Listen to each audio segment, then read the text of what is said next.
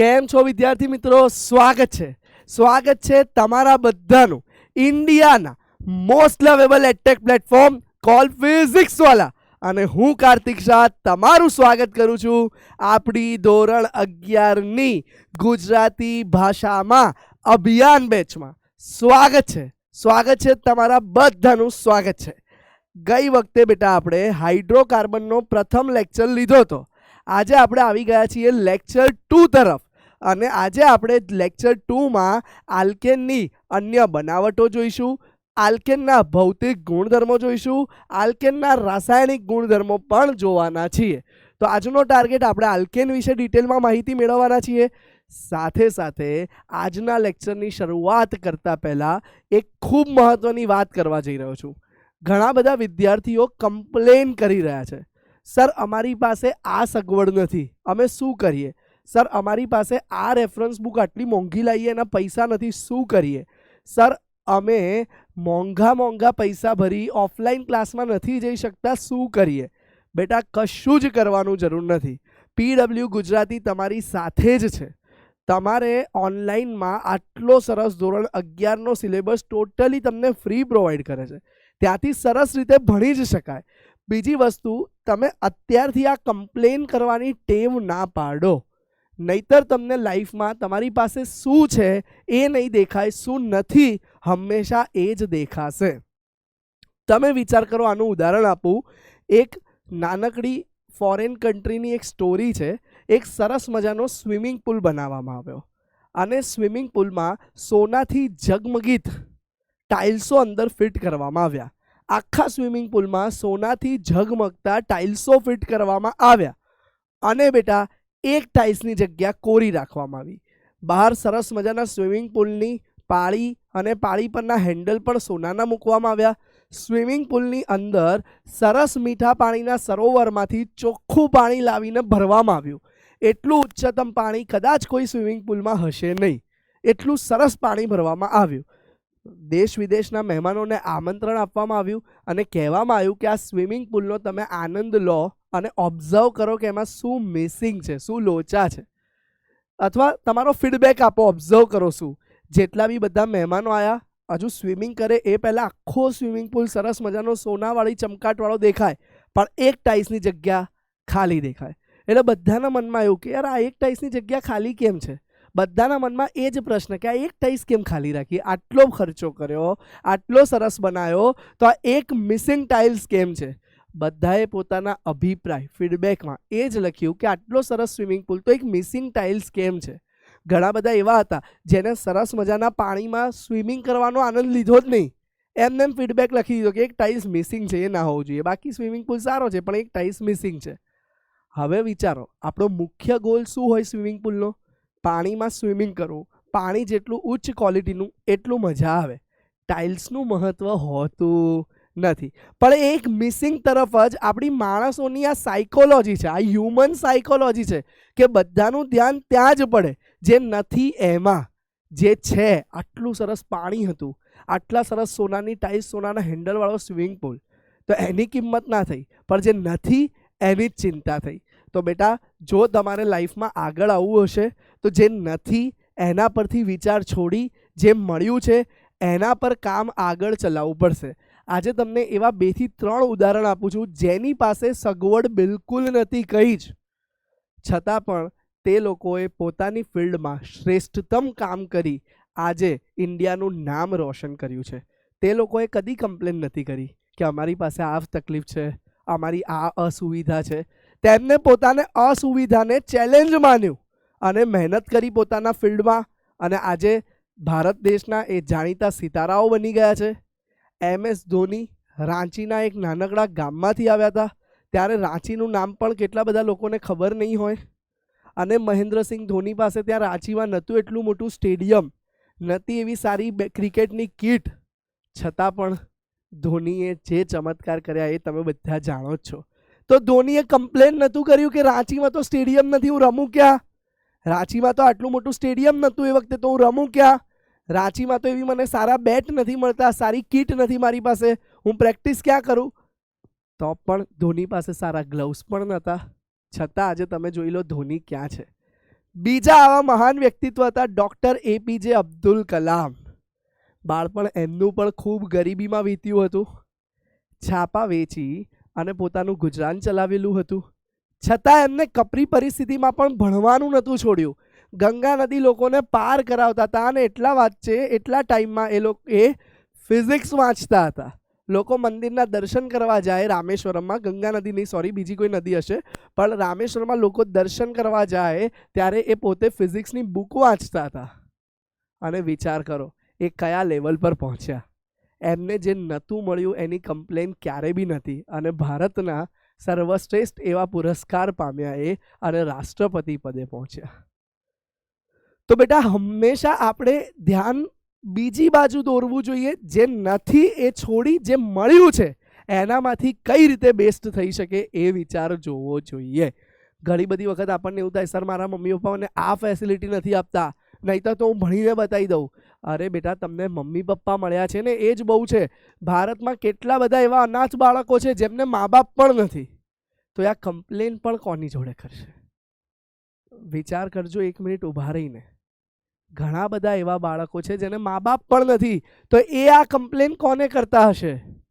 તો બાળકો, આપણને જે મળ્યું છે, 2 આંખ સારી છે, 2 હાથ સારા છે, 2 પગ સારા છે, હૃદય મજબૂત બનાવો અને દોડો. જે મળ્યું છે, જે રિસોર્સિસ છે આપણી પાસે, એને પૂરેપૂરા વાપરો અને આગ લગાવી દો.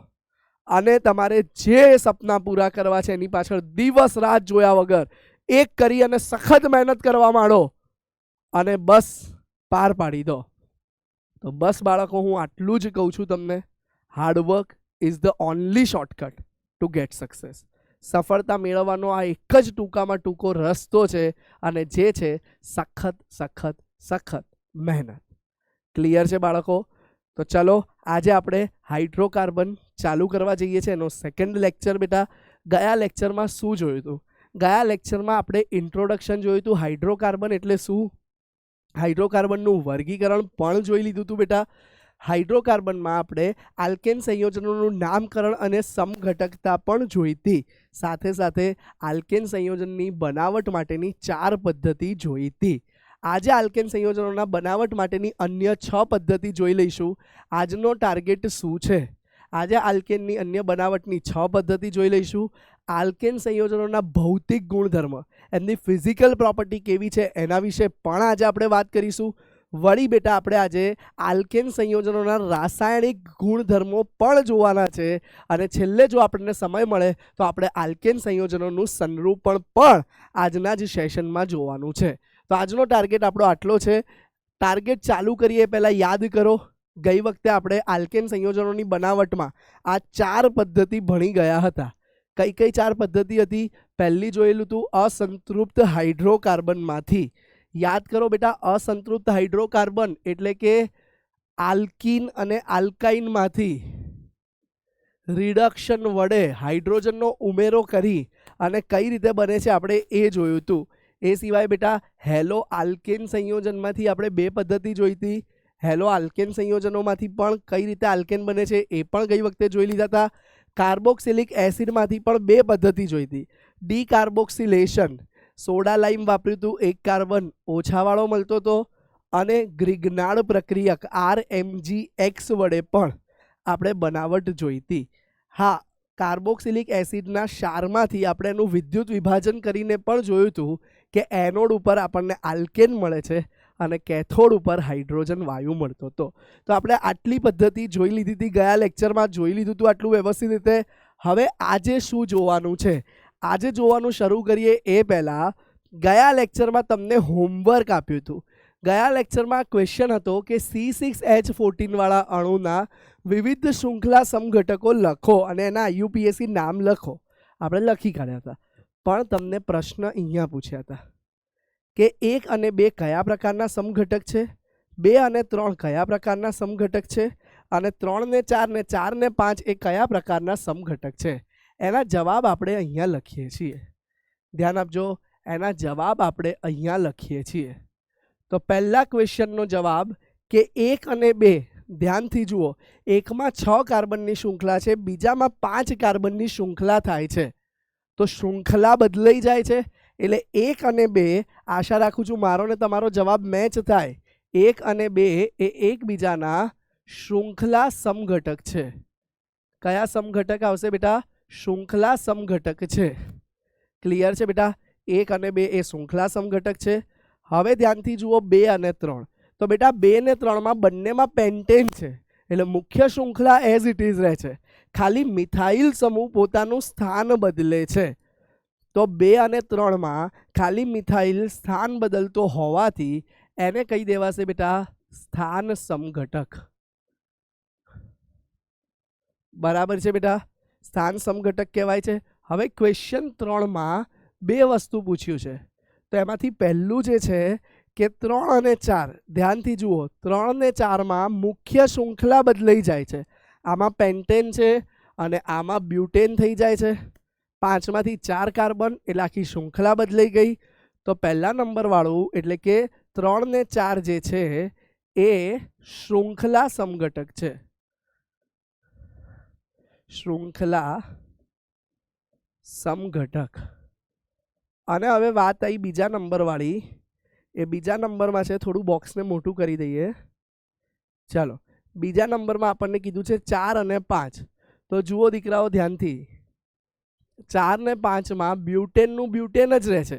ખાલી મિથાઇલ સમૂહ 2 3 પર હતું એની જગ્યાએ 2 2 પર આવ્યું એટલે સમૂહે ખાલી જગ્યા બદલી છે. તો જ્યારે માત્ર સમૂહ જગ્યા બદલે બેટા તો એ જગ્યા બદલે છે એટલે એને સ્થાન સમઘટકતા કહેવાય છે.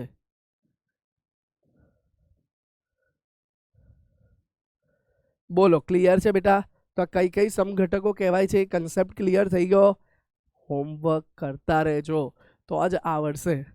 આશા રાખું છું મારા અને તમારા જવાબ મેચ થઈ ગયા હશે. ચલો આગળ વધીએ. નેક્સ્ટ ક્વેશ્ચન તમને યસ કોલ્બેના વિદ્યુત વિભાજન પદ્ધતિ પરથી પૂછેલો હતો. પ્રશ્ન કંઈક આવો હતો કે કોલ્બેના વિદ્યુત વિભાજનથી શા માટે મિથેન બનાવી શકાતો નથી? તો નોટ કરજો, ઉદાહરણ નોટ કરજો.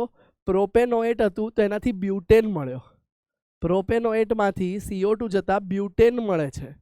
બરાબર છે બેટા? તો એક કાર્બન ઓછો થાય છે. કોલ્બેના વિદ્યુત વિભાજનમાં આગળ જે આપ્યું હોય એ જ ફરી જોઈન્ટ થઈ જાય છે એટલે આ COO વાળો કાર્બન ઓછો થાય અને અહીંયા ડબલ થતા હોવાથી હંમેશા બેકી સંખ્યામાં જ કાર્બન મળે છે. તો હું જવાબ લખું છું, ધ્યાન આપજો. કોલ્બેના વિદ્યુત વિભાજન દ્વારા હંમેશા બેકી સંખ્યામાં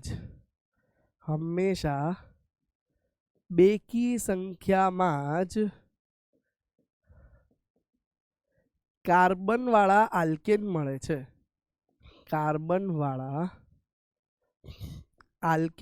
છે.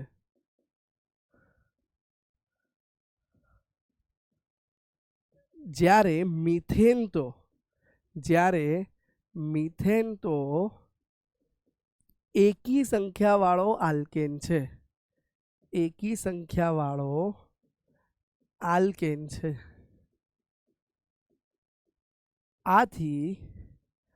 આથી કોલ્બેના વિદ્યુત વિભાજ્ય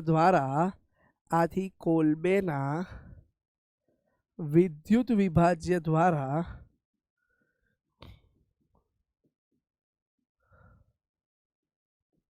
મિથેન વાયુ બનાવી શકાતો નથી.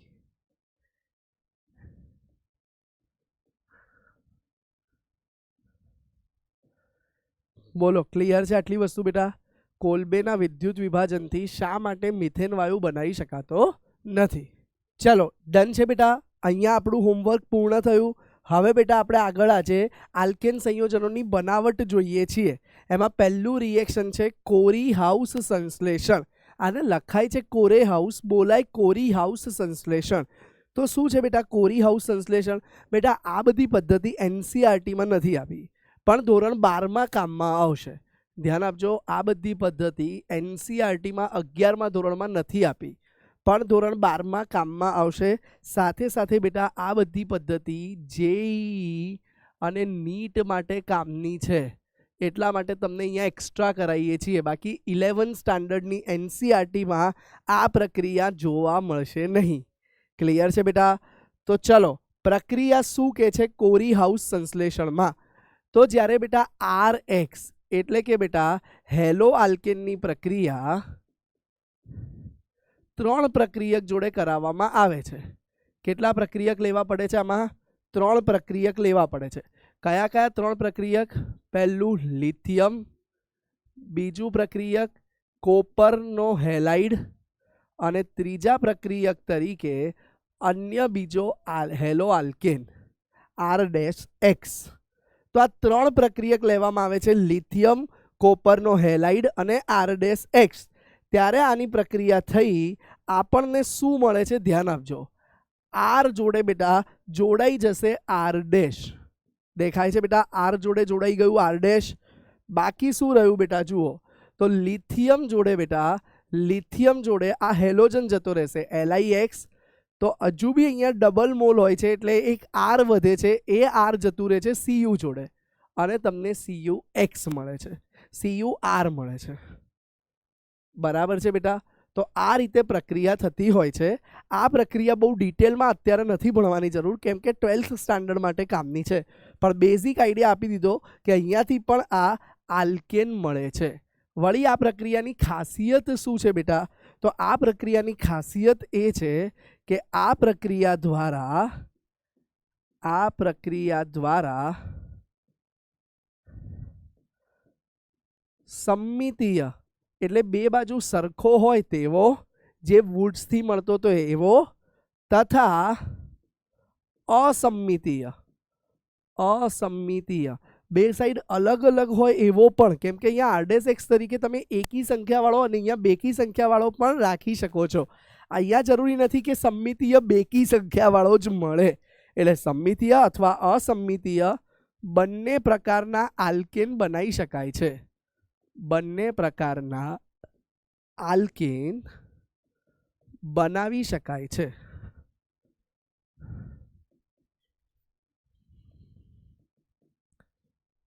બોલો, કન્સેપ્ટ ક્લિયર છે બેટા? સમમિતીય અને અસમમિતીય બંને પ્રકારના આલ્કેન બનાવી શકાય છે. સમમિતીય એટલે બેટા બેકી સંખ્યાવાળા અને બેટા અસમમિતીય એટલે એકી સંખ્યાવાળા. બંને બનાવી શકાશે. ડન છે બેટા? તો આ પ્રક્રિયાને કોરી હાઉસ પ્રક્રિયા કહેવાય છે. હવે 3 પ્રક્રિયા જોઈએ કે આલ્કોહોલમાંથી કઈ રીતે આલ્કેન બને, આલ્ડીહાઇડ ને કીટોનમાંથી કઈ રીતે આલ્કેન બને અને કાર્બોક્સિલિક એસિડમાંથી કઈ રીતે આલ્કેન બને. બેટા આ 3 પ્રક્રિયા કરવા માટે કોમન પ્રક્રિયક વાપરવામાં આવે છે અને કોમન પ્રક્રિયા રિડક્શન કરવામાં આવે છે. અને આ રિડક્શન પ્રક્રિયામાં રિડક્શન કરતા તરીકે લાલ ફોસ્ફરસ જોડે હાઇડ્રોજન આયોડાઇડ વાપરવામાં આવે છે. શું વાપરવામાં આવે છે બેટા? લાલ ફોસ્ફરસ જોડે હાઇડ્રોજન આયોડાઇડ. અને તાપમાન રાખવામાં આવે છે બેટા 150 ડિગ્રી સેલ્સિયસ. બરાબર? ત્યારે આ પ્રક્રિયા થતી હોય છે.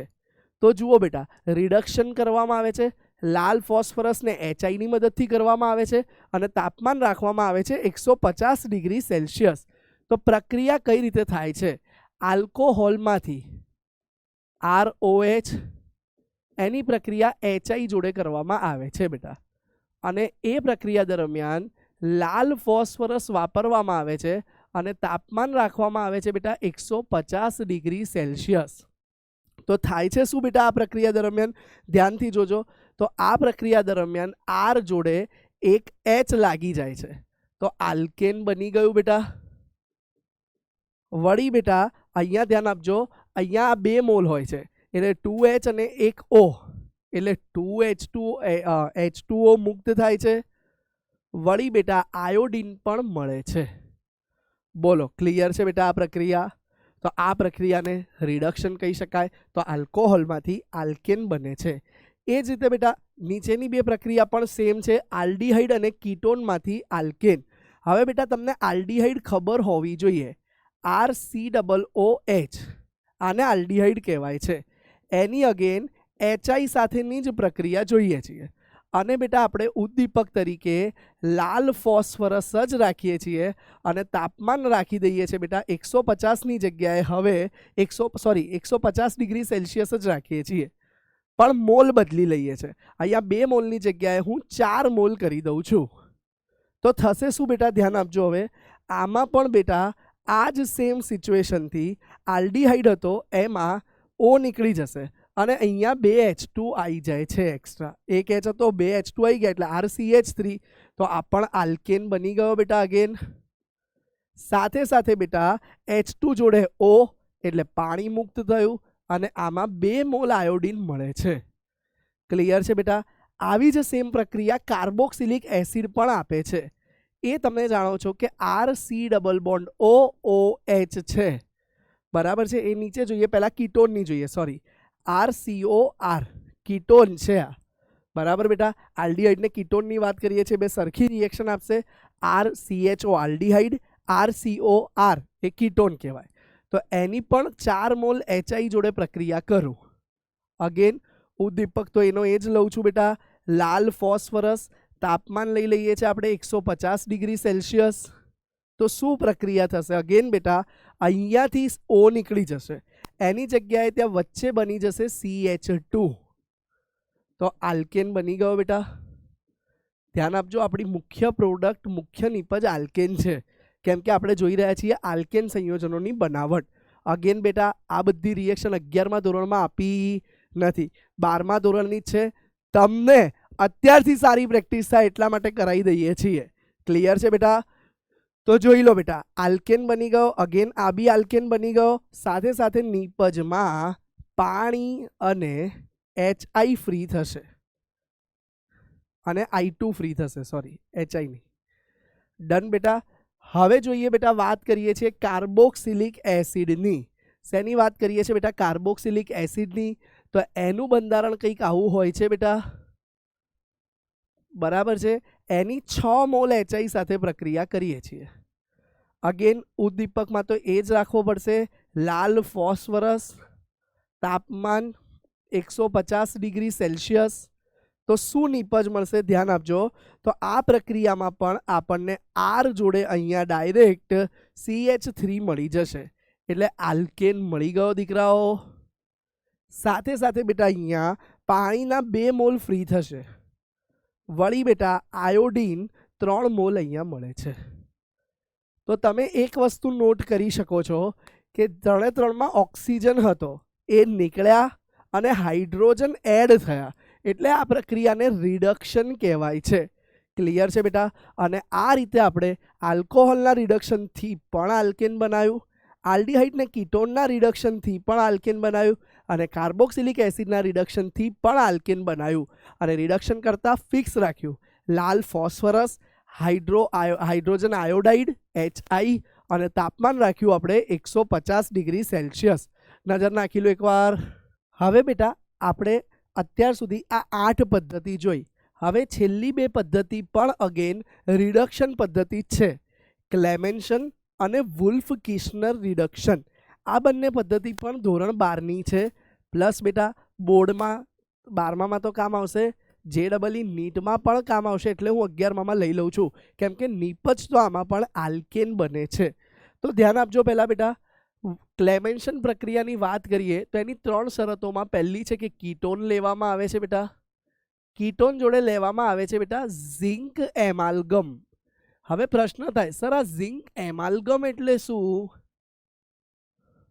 એક બેટા, ઝિંક એમાલ્ગમ બેટા જ્યારે ઝિંક ધાતુને મર્ક્યુરી જોડે મિશ્ર કરવામાં આવે છે. મર્ક્યુરી તો પારો, તમને ખબર છે, પ્રવાહી છે. તો જ્યારે ઝિંકનું મર્ક્યુરીમાં મિશ્રણ બનાવવામાં આવે છે એને એમાલ્ગમ તરીકે ઓળખાય છે. ઇનફેક્ટ કોઈ બી ધાતુનું મર્ક્યુરી પારા સાથેનું મિશ્રણ હોય ને એને એમાલ્ગમ કહેવાય. ઝિંકનું છે માટે ઝિંક એમાલ્ગમ. જો સોડિયમ ધાતુનું હોત તો એને સોડિયમ એમાલ્ગમ કહી દેત આપણે. ક્લિયર છે બેટા? તો કીટોન જોઈએ એની ઝિંક એમાલ્ગમ જોડે અને સાંદ્ર HCl જોડેની પ્રક્રિયા જોઈએ. જ્યારે બેટા આટલી પ્રક્રિયા કરવામાં આવે છે ત્યારે કીટોનમાંથી આલ્કેન બની જાય છે. ચલો જોઈએ. ધારો કે બેટા આ એક કીટોન છે, RCOR ડેશ, અહીંયા 4H આપણે પહેલેથી લખી કાઢીએ છીએ, HCl ના હશે એવું માની લો, અને બેટા HCl અહીંયા ઉપર બી લખી દઈએ અને ZnHg લખી દઈએ છીએ. તો થાય છે શું બેટા, RCH2R ડેશ, એટલે બેટા આલ્કેન બની ગયું. સાથે સાથે બેટા પાણી બાય પ્રોડક્ટ તરીકે બને છે. ક્લિયર છે બેટા? તો આ પણ એક જાતનું રિડક્શન થયું, કેમ કે ઓક્સિજન દૂર થયો અને હાઇડ્રોજનનું ઉમેરો થયો. તો આ પ્રક્રિયા પણ અગેન તમે ધોરણ 12માં જ જોશો, ક્લેમેન્શન રિડક્શન, પણ તમારા નોલેજ માટે અહીંયા લખાઈ દીધી. તમને એવું થાય કે સર આનું કોઈ રિયલ ઉદાહરણ આપીને સમજાવો ને, ચાલો સમજીએ. ધારો કે બેટા આ પ્રોપેન 2 ઓન છે, આનું નામ શું થશે બેટા? પ્રોપેન 2 કીટોન છે એટલે ઓન લગાય છે, બરાબર બેટા. એનું 4H રાખી રિડક્શન કરી દઈએ, સાંદ્ર HCl પણ રાખ્યું અને ZnHg ઝિંક એમાલ્ગમ પણ રાખ્યું. તો એની પ્રક્રિયા થઈ, આપણને શું મળે છે ધ્યાન આપજો. તો આ પ્રક્રિયા થઈ આપણને નીપજ તરીકે CH3, વચ્ચે C જોડે O ગયો અને 2H આવી ગયા 4Hમાંથી, એટલે CH2 મળ્યું અને અહીંયા CH3 સાથે પાણીનો એક અણુ દૂર થયો. માટે તમે જોઈ શકો છો કે પ્રોપેનોનમાંથી આપણને પ્રોપેન મળી ગયો. ક્લિયર છે બેટા? તો આ પ્રક્રિયાને ક્લેમેન્શન રિડક્શન પ્રક્રિયા કહેવાય છે. હવે જોઈએ બેટા નીચે બીજી પ્રક્રિયા, જે છે વુલ્ફ-કિર્ચનર રિડક્શન. વુલ્ફ-કિર્ચનર રિડક્શનમાં બેટા NH2 વાપરવામાં આવે છે. આને બેટા કહેવાય છે હાઇડ્રેઝિન. શું કહેવાય છે બેટા? હાઇડ્રેઝિન. તો હાઇડ્રેઝિનનો ઉપયોગ કરવામાં આવે છે આ પ્રક્રિયામાં. અને અગેન આ પ્રક્રિયામાં પણ પ્રક્રિયક તરીકે શું વપરાશે? તો આ પ્રક્રિયામાં પણ પ્રક્રિયક તરીકે કાં તો આલ્ડીહાઇડ વપરાશે અથવા તો બેટા કીટોન વપરાય છે, ઓર કીટોન વપરાય છે. તો જ્યારે આલ્ડીહાઇડ કે કીટોનનું હાઇડ્રેઝિન જોડે પ્રક્રિયા કરીએ તો એમાંથી હાઇડ્રેઝોન બને છે. જુઓ કઈ રીતે પ્રક્રિયા થાય છે, ધ્યાન આપો. આ સૌથી પહેલા હું એક આલ્ડીહાઇડ માટે બતાવું. તો આલ્ડીહાઇડને ખાલી મેં જાણકારી માટે આમ લખ્યો છે. એ જ્યારે બેટા આ હાઇડ્રેઝિન સાથે પ્રક્રિયા કરશે, જુઓ બેટા ધ્યાન આપજો, નામ ખાસ. આ તમારો છે આલ્ડીહાઇડ. એ બેટા જ્યારે હાઇડ્રેઝિન સાથે પ્રક્રિયા કરે છે, જ્યારે હાઇડ્રેઝિન સાથે પ્રક્રિયા કરે છે ત્યારે એ શું આપે છે એ જોજો. ત્યારે એ પ્રક્રિયા કરી આ O જોડે H2, એટલે H2O જતા રહ્યા, આ O જાય છે અહીંથી અને અહીંયાથી એક H2, એટલે H2O જતા રહ્યા. હવે બાકી શું રહ્યું બેટા? તો બાકી રહે છે આ રીતે તમારું RCH ડબલ બોન્ડ હતું, જે એ ડબલ બોન્ડ જોડે NNH2 જોઈન્ટ થઈ જાય છે. બચ્યું અહીંયા NNH2, એ જોઈન્ટ થઈ ગયું. તો બેટા કાર્બન જોડે ડબલ બોન્ડ NNH2 બને છે, એને કહેવામાં આવે છે હાઇડ્રેઝોન. શું કહેવાય છે બેટા? હાઇડ્રેઝોન. ક્લિયર છે બેટા? હાઇડ્રેઝિનમાંથી અહીંયા તમારું બની ગયું આ હાઇડ્રેઝોન. હવે બેટા આ હાઇડ્રેઝોનને જ્યારે પ્રક્રિયા કરાવવામાં આવે છે 150 ડિગ્રી સેલ્સિયસ જેટલા તાપમાને, 140 ડિગ્રી છે, સોરી 140 ડિગ્રી સેલ્સિયસ જેટલા તાપમાને, ત્યારે બેટા એમાંથી N2 વાયુ છૂટવું પડશે. અને બેટા જુઓ RCH અને આ H2 લાગી ગયું, CH2 અને N2 વાયુ સ્વરૂપે મુક્ત થઈ જાય છે અને તમને આ આલ્કેન મળી જાય છે.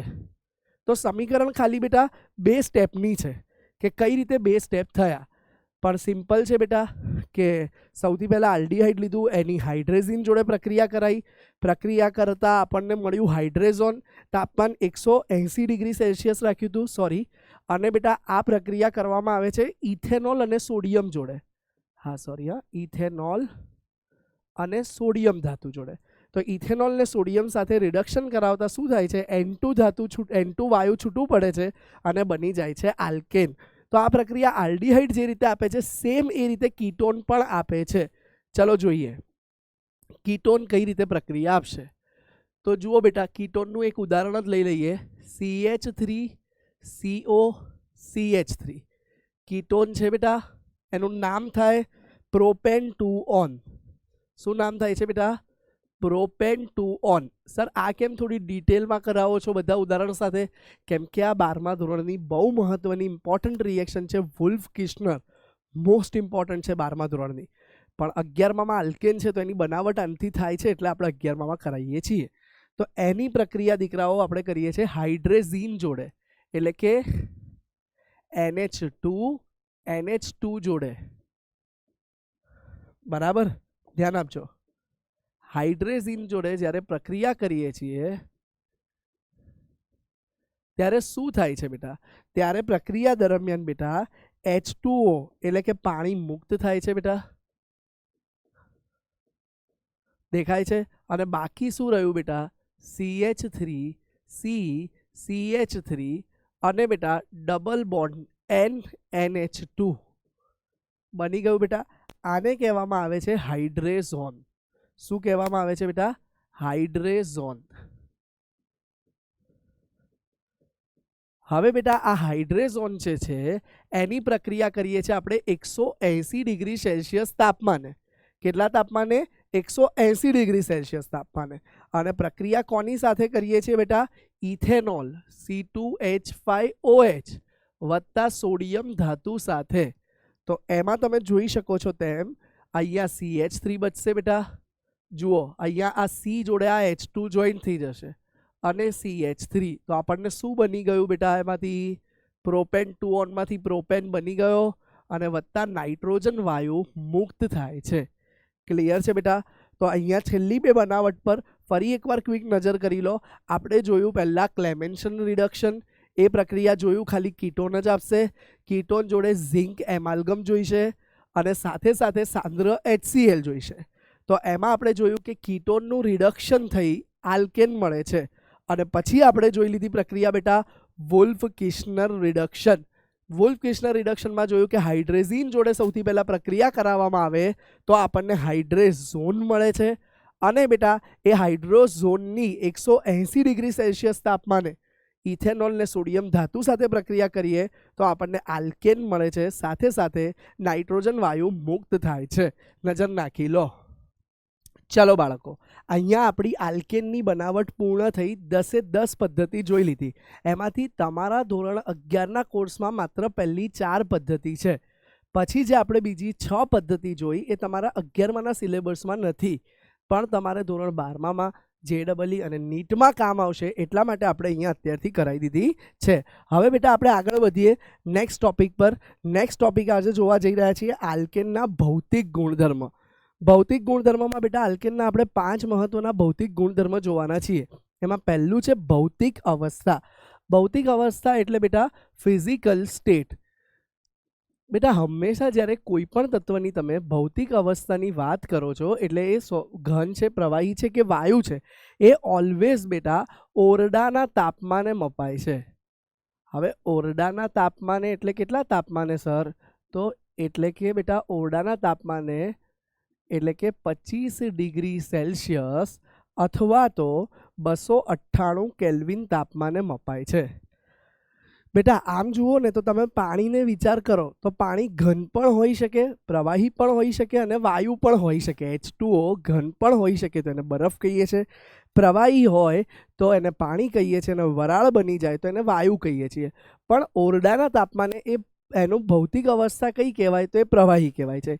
એ રીતે જ્યારે આલ્કેનની ભૌતિક અવસ્થા ઓરડાના તાપમાને માપવામાં આવી ત્યારે જાણવા મળ્યું કે 1 થી લઈ અને 4 કાર્બન જો સીધી રેખામાં હોય એટલે કે સરળ શૃંખલામાં 1 કાર્બનવાળા આલ્કેનથી લઈને 4 કાર્બનવાળા આલ્કેન હોય તો એ બધા વાયુ અવસ્થામાં હોય છે.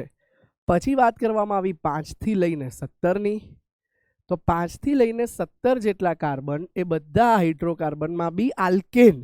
તો એ બધા આલ્કેન ભૌતિક અવસ્થા જ્યારે 25 ડિગ્રીએ જોવામાં આવ્યું ત્યારે ખબર પડી કે બધા પ્રવાહી હોય છે. અને જ્યારે બેટા C18 થી લઈ ઉપરના તમામ આલ્કેન એ બધા ઘન સ્થિતિમાં હોય છે. એટલે તમે જોઈ શકો છો કે જેમ જેમ એનું આણ્વીય દળ વધે છે, જેમ જેમ કાર્બનની સંખ્યા વધે છે તેમ તેમ તે વધારે નજીક આવીને જોડાય છે. ક્લિયર છે? 1 થી 4 યાદ રાખી લેજો વાયુ અવસ્થામાં હોય છે. 5થી લઈ અને 17 સુધીના પ્રવાહી અવસ્થામાં હોય છે અને 18થી લઈ અને બાકીના બધા જ એ ઘન અવસ્થામાં હોય છે. હવે વાત કરીએ રંગની. તો રંગ માટે ખાસ મહત્વનો મુદ્દો કે બધા જ આલ્કેન રંગવિહીન હોય છે. કોઈ કલર નહીં બેટા, રંગવિહીન હોય છે.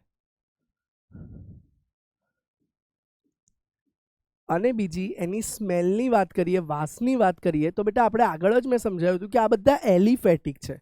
તો એલિફેટિકની કોઈ સ્પેશિયલ સ્મેલ હોતી નથી. જે એરોમેટિક આપણે આગળ ભણીશું એની વિશિષ્ટ સુગંધ હોય છે. એરોમેટિકની હશે પણ એલિફેટિકની હોતી નથી. તો આપણે કહી શકીએ બેટા કે બધા જ આલ્કેન વાસવિહીન છે. ક્લિયર છે બેટા? બધા જ આલ્કેન રંગવિહીન અને વાસવિહીન છે. જુઓ આના પરથી પ્રશ્ન કઈ રીતે બની શકે. તો તમને પહેલો એક પ્રશ્ન લઈ લઈએ. અહીંયા આપણે નીચેના પૈકી કયો આલ્કેન પ્રવાહી સ્વરૂપમાં છે? પ્રવાહી સ્વરૂપમાં છે. આ ક્વેશ્ચન આપણે અહીંયા 2 ક્વેશ્ચન તમને હોમવર્કમાં આપીએ છીએ. બરાબર છે? તમારે વિચારીને એના જવાબ લખવાના છે. પહેલું કયો આલ્કેન પ્રવાહી સ્વરૂપે હોય છે એના 4 ઓપ્શન આપી દઈએ છીએ. પહેલું ઇથેન, બીજું મિથેન, ત્રીજું આઇકોસેન,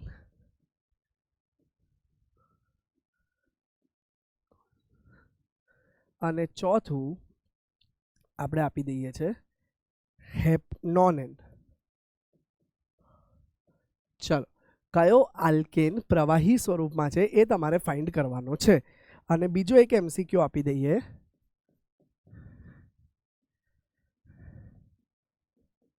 કયો આલ્કેન વાયુ અવસ્થામાં છે?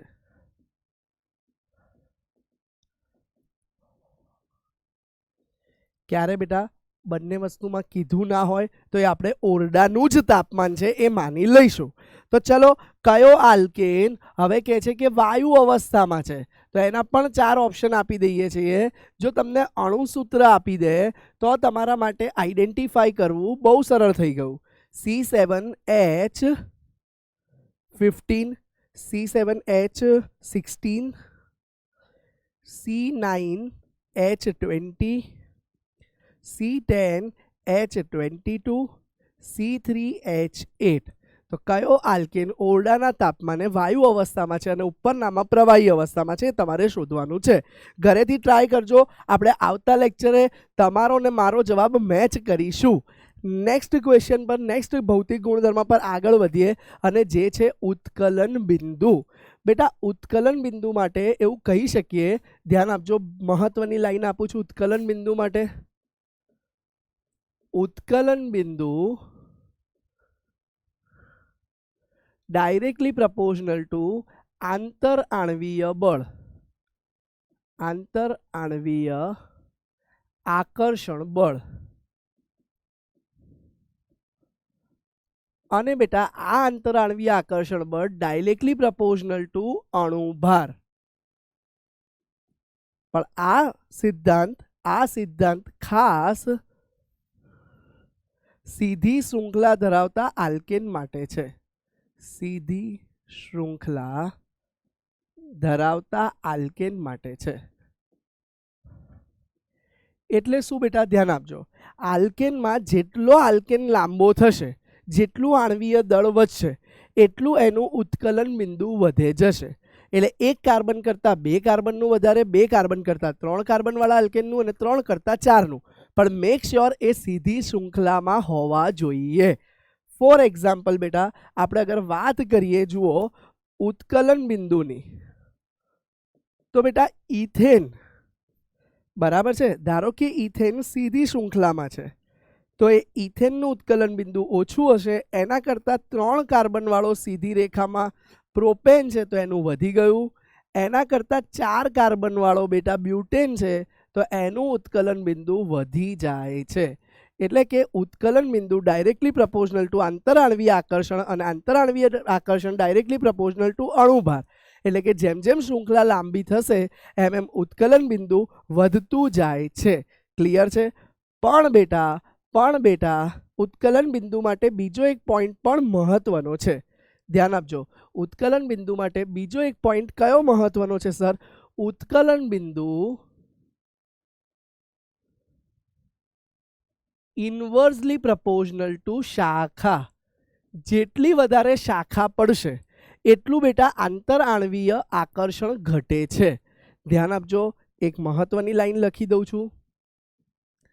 જેટલી શાખા વધે છે તેટલી સંપર્ક સપાટી ઘટે છે. સર આ સંપર્ક સપાટી શું છે? ધ્યાન આપજો, સમજાવું છું હમણાં. સપાટી ઘટે છે અને તેટલું આંતરઆણવીય આકર્ષણ ઘટે છે. હવે બેટા ધ્યાન આપજો. સર આ સંપર્ક સપાટી ના ખબર પડી. બેટા એક ચેનમાં હોય તો અણુઓ પ્રોપરલી બાજુમાં જોડાય છે, પણ જેટલા ફાંટા પડે એટલી સંપર્ક સપાટી અણુની કુલ ઘટી જાય છે, કારણ કે ફાંટાના કારણે આકર્ષણ બી ઘટી જશે. હવે ધ્યાન આપજો. તો કહેવાનો મતલબ શું છે બેટા? અગર આપણે વાત કરીએ C5H12ની તો એક શક્યતા છે કે 5 એક જ શૃંખલામાં જોડાયેલા હોય. બરાબર છે બેટા? આને કહી દઈએ પેન્ટેન, એને એ ઓપ્શન કહી દો. બરાબર. બીજી બાજુ હું ઉદાહરણ લઉં છું. આનું જ પણ એક કાર્બન શાખામાં આવ્યો તો આ થઈ ગયું બેટા 2 મિથાઇલ બ્યુટેન. એને બી કહી દઈએ બેટા. બધાનું અણુસૂત્ર C5H12 જ છે, પણ બેટા શાખા આમાં પડી ગઈ. બરાબર. હવે બેટા ત્રીજું ઉદાહરણ આનું લઈ લઉં હું. તો ધારો કે 2 શાખા પડી ગઈ. તો બેટા બધાનું આણવીય દળ સરખું છે, તો હવે ઉત્કલન બિંદુ કોનું વધારે હશે? તો યાદ રાખજો બેટા, આને સી કહી દઈએ. તો ઉત્કલન બિંદુમાં જેટલી શાખા વધારે એટલું ઉત્કલન બિંદુ ઓછું થશે. ક્લિયર છે બેટા? આનો મતલબ શું થશે? જેટલી શાખા વધારે એટલું ઉત્કલન બિંદુ ઓછું. તો ફાઇનલી બેટા ઉત્કલન બિંદુમાં ક્રમ આવી જશે બેટા. એનું સૌથી વધારે, બીનું એનાથી ઓછું અને સીનું એનાથી ઓછું. કહેવાનો ભાવાર્થ એ છે, અહીંયા તમે લખી શકો ઉત્કલન બિંદુ ડાયરેક્ટલી પ્રપોઝનલ ટુ આંતરાણવીય આકર્ષણ બળ, ડાયરેક્ટલી પ્રપોઝનલ ટુ અણુભાર, અને આમાં જ આગળ એડ કરવું હોય તો કરી શકો ઇન્વર્સલી પ્રપોઝનલ ટુ શાખા. જેટલી શાખા વધશે એટલું ઉત્કલન બિંદુ ઘટતું જાય છે. ક્લિયર છે? ચલો અગેન હોમવર્ક માટે 2 MCQ આપી દઈએ. ધ્યાન આપજો, જે તમારે હોમવર્કમાં કરવાના છે. પહેલો MCQ, નીચેના પૈકી કયા આલ્કેનનું ઉત્કલન બિંદુ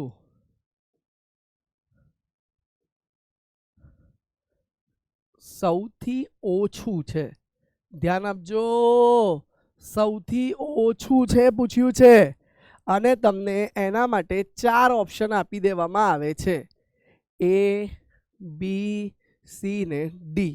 પહેલામાં કહે છે નોર્મલ પેન્ટેન, બીજામાં કહે છે નોર્મલ બ્યુટેન, ત્રીજામાં કહે છે નોર્મલ એટલે કે સીધી રેખામાં જ છે, બરાબર છે, નોર્મલ હેક્ઝેન, અને ચોથામાં કહે છે નોર્મલ ઓક્ટેન. તો તમારે આઈડેન્ટિફાઈ કરવાનું છે કે કોનું ઉત્કલન બિંદુ સૌથી ઓછું છે. અને આમાં જ એક બીજો ક્વેશ્ચન પણ આપી દઈએ.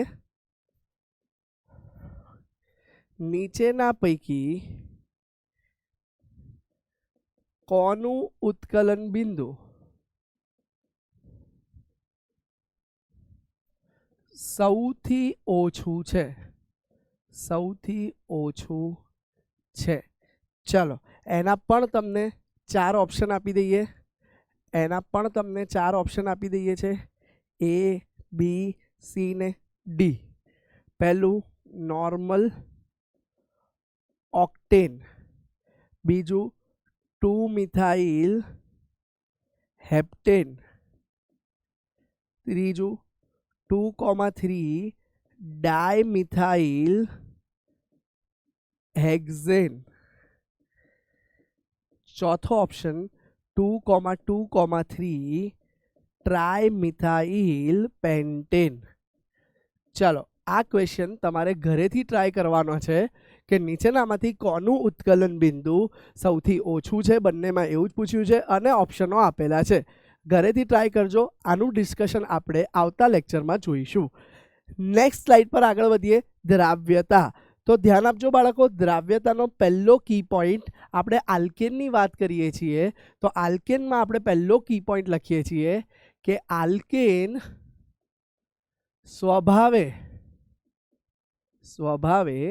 અધ્રુવીય હોવાથી પાણીમાં કેમ બેટા ધ્યાન આપજો, પાણીમાં અદ્રાવ્ય હોય છે. કેમ બેટા આલ્કેન પોતે સ્વભાવે કેમ અધ્રુવીય છે? પહેલી વસ્તુ, કારણ કે આલ્કેન સ્વભાવે એટલા માટે અધ્રુવીય છે કારણ કે કાર્બન અને હાઇડ્રોજનની વિદ્યુત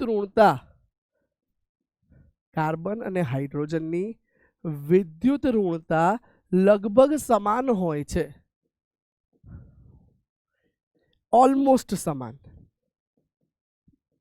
માટે તે અધ્રુવીય હોય છે. જ્યારે બેટા પાણીને ધ્યાનથી જુઓ તો પાણી H2O છે બેટા. O ઉપર 2 અબંધકારક ઇલેક્ટ્રોન યુગ્મ પણ હોય છે અને બેટા ઓની વિદ્યુત ઋણતા વધારે હોવાથી બંધના ઇલેક્ટ્રોન O બાજુ ખેંચાયેલા હોય છે. એટલે પાણી સ્વભાવે ધ્રુવીય હોય છે. તો યાદ રાખજો, એક નિયમ છે, ધ્રુવીય દ્રાવકમાં દ્રાવ્ય થાય છે, જેને ઇંગ્લિશમાં આપણે લાઇક ડિઝોલ્વ લાઇક કહેવાય. એટલે કે ધ્રુવીય હોય તો ઓગળી જાય, દ્રાવ્ય થાય. બરાબર છે? જો બંને ધ્રુવીય હોય બેટા તો દ્રાવ્ય થાય. ધ્યાન આપજો, બંને ધ્રુવીય છે તો દ્રાવ્ય થાય. પણ બેટા જો એક ધ્રુવીય હોય અને એક અધ્રુવીય હોય તો દ્રાવ્ય થતું નથી. ક્લિયર છે બેટા? તો જુઓ, અહીંયા આલ્કેન તો સ્વભાવે અધ્રુવીય છે, તો એના માટે બીજો એક કી પોઈન્ટ લખી શકાય મહત્વનો. આલ્કેન અધ્રુવીય દ્રાવકો જેવા કે કયા દ્રાવકો અધ્રુવીય છે બેટા? ધ્યાન આપજો. બેન્ઝીન C6H6, જેને શું કહેવાય છે બેટા? બેન્ઝીન. બરાબર? તો C6H6માં એ ઓગળી જશે, બેન્ઝીનમાં એ ઓગળે છે. વળી carbon tetrachloride CCl4, acetone CH3COCH3 જેવા જુઓ આલ્કેન અધ્રુવીય દ્રાવકોમાં દ્રાવ્ય થાય છે, એમાં ઓગળી જશે. ક્લિયર છે બેટા? આટલા મહત્વના પોઈન્ટ છે. આલ્કેન સ્વભાવે અધ્રુવીય હોય છે, પણ બેટા અગેન એ અધ્રુવીય દ્રાવકો જેવા કે કાર્બન ટેટ્રાક્લોરાઇડ, બેન્ઝીન, એસીટોન, હજુ તમારે બીજા ઉદાહરણ લખવા હોય તો લખી શકો, પેટ્રોલ, ડીઝલ, આ બધું અધ્રુવીય છે. તો એ બધામાં આલ્કેન ઓગળશે, જ્યારે પાણી જેવામાં આલ્કેન ઓગળશે નહીં. બીજી વસ્તુ, આમ તો પાણીમાં બિલકુલ ઓગળતો નથી, પણ પાણી માટે તો બી એક વસ્તુ યાદ રાખી શકાય, ધ્યાન આપજો. આલ્કેન થોડો ઘણો કદાચ દ્રાવ્ય થાય તો આલ્કેનની પાણીમાં દ્રાવ્યતા એ જેટલા કાર્બન વધે એના વ્યસ્ત પ્રમાણમાં છે. એટલે બેટા ધારો કે મિથેનની વાત કરું ને તો કદાચ એ થોડો ઘણો પણ પાણી યુનિવર્સલ સોલ્વન્ટ છે. આપણે આગળ ભણેલા છીએ કે પાણી સાર્વત્રિક દ્રાવક છે. એ અધ્રુવ્યને બી થોડા ઘણા અંશે ઓગાળશે, બહુ નહીં ઓગળે પણ થોડું ઘણું ઓગળે. તો મિથેન થોડોક ઓગળશે, ઇથેન તો સાવ ઓછો, પ્રોપેન તો સાવ ઓછો, બ્યુટેન તો સાવ ઓછો અને પેન્ટેન એનથી બી ઓછો. એટલે જેમ જેમ કાર્બનની સંખ્યા વધશે એમ પાણીમાં દ્રાવ્યતા ઘટતી જાય છે. બોલો, ક્લિયર છે બેટા આટલી વસ્તુ? ચલો, તો હવે અહીંયા આપણે આલ્કેનના ભૌતિક ગુણધર્મો કુલ 5 જોયા. પહેલું જોયું એની ભૌતિક અવસ્થા, બીજું જોયું એનો રંગ, ત્રીજું જોયું એની વાસ, ચોથું જોઈ લીધું આપણે એની દ્રાવ્યતા પહેલાં ઉત્કલન બિંદુ, અને છેલ્લું જોઈ લીધું એની દ્રાવ્યતા. નજર નાખી લો. ચલો બેટા, અહીંયા આલ્કેનના ભૌતિક ગુણધર્મ પૂરા થાય છે. હવે બેટા આપણે જોવા જઈ રહ્યા છીએ આલ્કેનના રાસાયણિક ગુણધર્મો. બેટા અહીંથી બહુ મહત્વનો ટોપિક શરૂ થાય છે. પહેલો રાસાયણિક ગુણધર્મ છે હેલોજિનેશન. હેલોજિનેશન એટલે શું બાળકો? હેલોજનનો ઉમેરો કરવો. તો હેલોજન કયા કયા છે આપણે જાણીએ છીએ તે પ્રમાણે હેલોજન કુલ 4 છે. કયા કયા છે બેટા?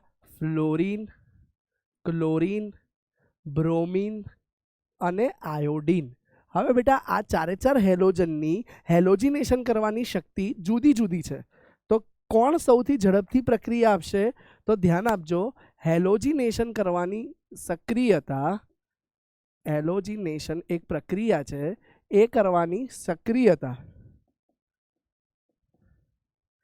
સક્રિયતા કોની વધારે છે સૌથી?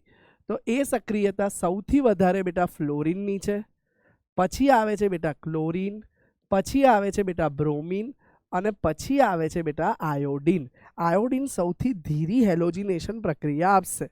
તો હવે આવું કેમ થાય છે? એનું કારણ બંધની પ્રબળતા બધાની જુદી જુદી છે, એના કારણે થાય છે. હવે ફ્લોરિન જે છે ને બેટા એ અતિ ઝડપી પ્રક્રિયા આપશે. કેવું પ્રક્રિયા આપે છે બેટા?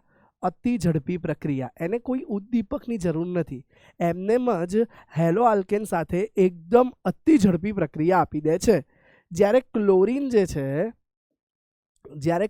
જે છે એ સૂર્યપ્રકાશની હાજરીમાં જ પ્રક્રિયા આપશે. એને સૂર્યપ્રકાશ જોઈશે. એ સૂર્યપ્રકાશને આપણે બેટા hν તરીકે બતાવીએ છીએ. ઉર્જા E બરાબર hν, બરાબર છે? તો hν ની હાજરીમાં જ એ પ્રક્રિયા આપે છે. વળી બ્રોમિન જે છે એની પ્રતિક્રિયાત્મકતા તો ઓર ઓછી છે, તો એને સૂર્યપ્રકાશ તો જોઈશે જ જોઈશે બેટા. સૂર્યપ્રકાશ તો જોઈશે જ જોઈશે, સાથે સાથે ગરમી પણ જોઈએ છે. સૂર્યપ્રકાશ સાથે સાથે એને ગરમી પણ જોઈએ છે. અને આયોડિન જે છે એને તો ખૂબ ધીમી પ્રક્રિયા આપશે. પણ આયોડિનની એક ખાસિયત છે, આયોડિન ખૂબ ધીમી પ્રક્રિયા આપે છે, પણ એને ઓક્સિડેશન કરતા પદાર્થ જોઈશે. એની હાજરીમાં જ પ્રક્રિયા આપશે. અને એ બી કેવો ઓક્સિડેશન કરતા બેટા? પ્રબળ ઓક્સિડેશન કરતા, જેવા કે HiO3 અથવા HNO3 નાઇટ્રિક એસિડ. તો આવા પ્રબળ ઓક્સિડેશન કરતાની હાજરીમાં જ આયોડિન પ્રક્રિયા આપે છે. તો આ વાત છે બેટા હેલોજિનેશનની. હવે હેલોજિનેશન પ્રક્રિયા કઈ રીતે થાય છે? તો હેલોજિનેશન પ્રક્રિયા જે છે બેટા એ મુક્તમૂલક પ્રક્રિયા થાય છે. મુક્તમૂલક બનાવી પ્રક્રિયા થાય છે. મુક્તમૂલક એટલે કે ફ્રી રેડિકલ. કઈ રીતે બેટા? જ્યારે આ ક્લોરિન જે છે એની વચ્ચેનો બંધ બેટા સૂર્યપ્રકાશની હાજરીમાં તૂટે છે અને એનું સમવિભાજન થાય છે. બંધના બંને એક એક ઇલેક્ટ્રોન લઈને છૂટા પડે છે. એટલે આમાં મુક્તમૂલક ક્રિયાવિધિ પ્રમાણે હેલોજિનેશન થાય છે. કેમ કે તમે જોઈ શકો છો એ રીતે આ મુક્તમૂલક બને છે. અને મુક્તમૂલક હેલોજિનેશન પ્રક્રિયા થશે. તો હવે સમજીએ આ પ્રક્રિયા કઈ રીતે થાય છે. સામાન્ય રીતે આપણે ક્લોરીનની પ્રક્રિયાથી જોતા હોઈએ છીએ. તો ચલો હેલોજિનેશનમાં આજે પહેલું આપણે જોવા જઈ રહ્યા છીએ ક્લોરિનેશન. ક્લોરિનેશન શું છે ધ્યાન આપજો બાળકો. તો વાત કરીએ મિથેનનું ક્લોરિનેશન. તો CH4 જે છે એ ક્લોરીન સાથે પ્રક્રિયા કરે છે, એ પણ સૂર્યપ્રકાશની હાજરીમાં. ત્યારે અહીંયાથી એક H અને એક Cl, એમ HCl છૂટું પડે છે અને તમને બને છે CH3Cl. બરાબર છે બેટા. તો મિથેનમાંથી અહીં આપણને ક્લોરોમિથેન મળી જાય છે. શું મળે છે બેટા? મિથેનમાંથી ક્લોરોમિથેન.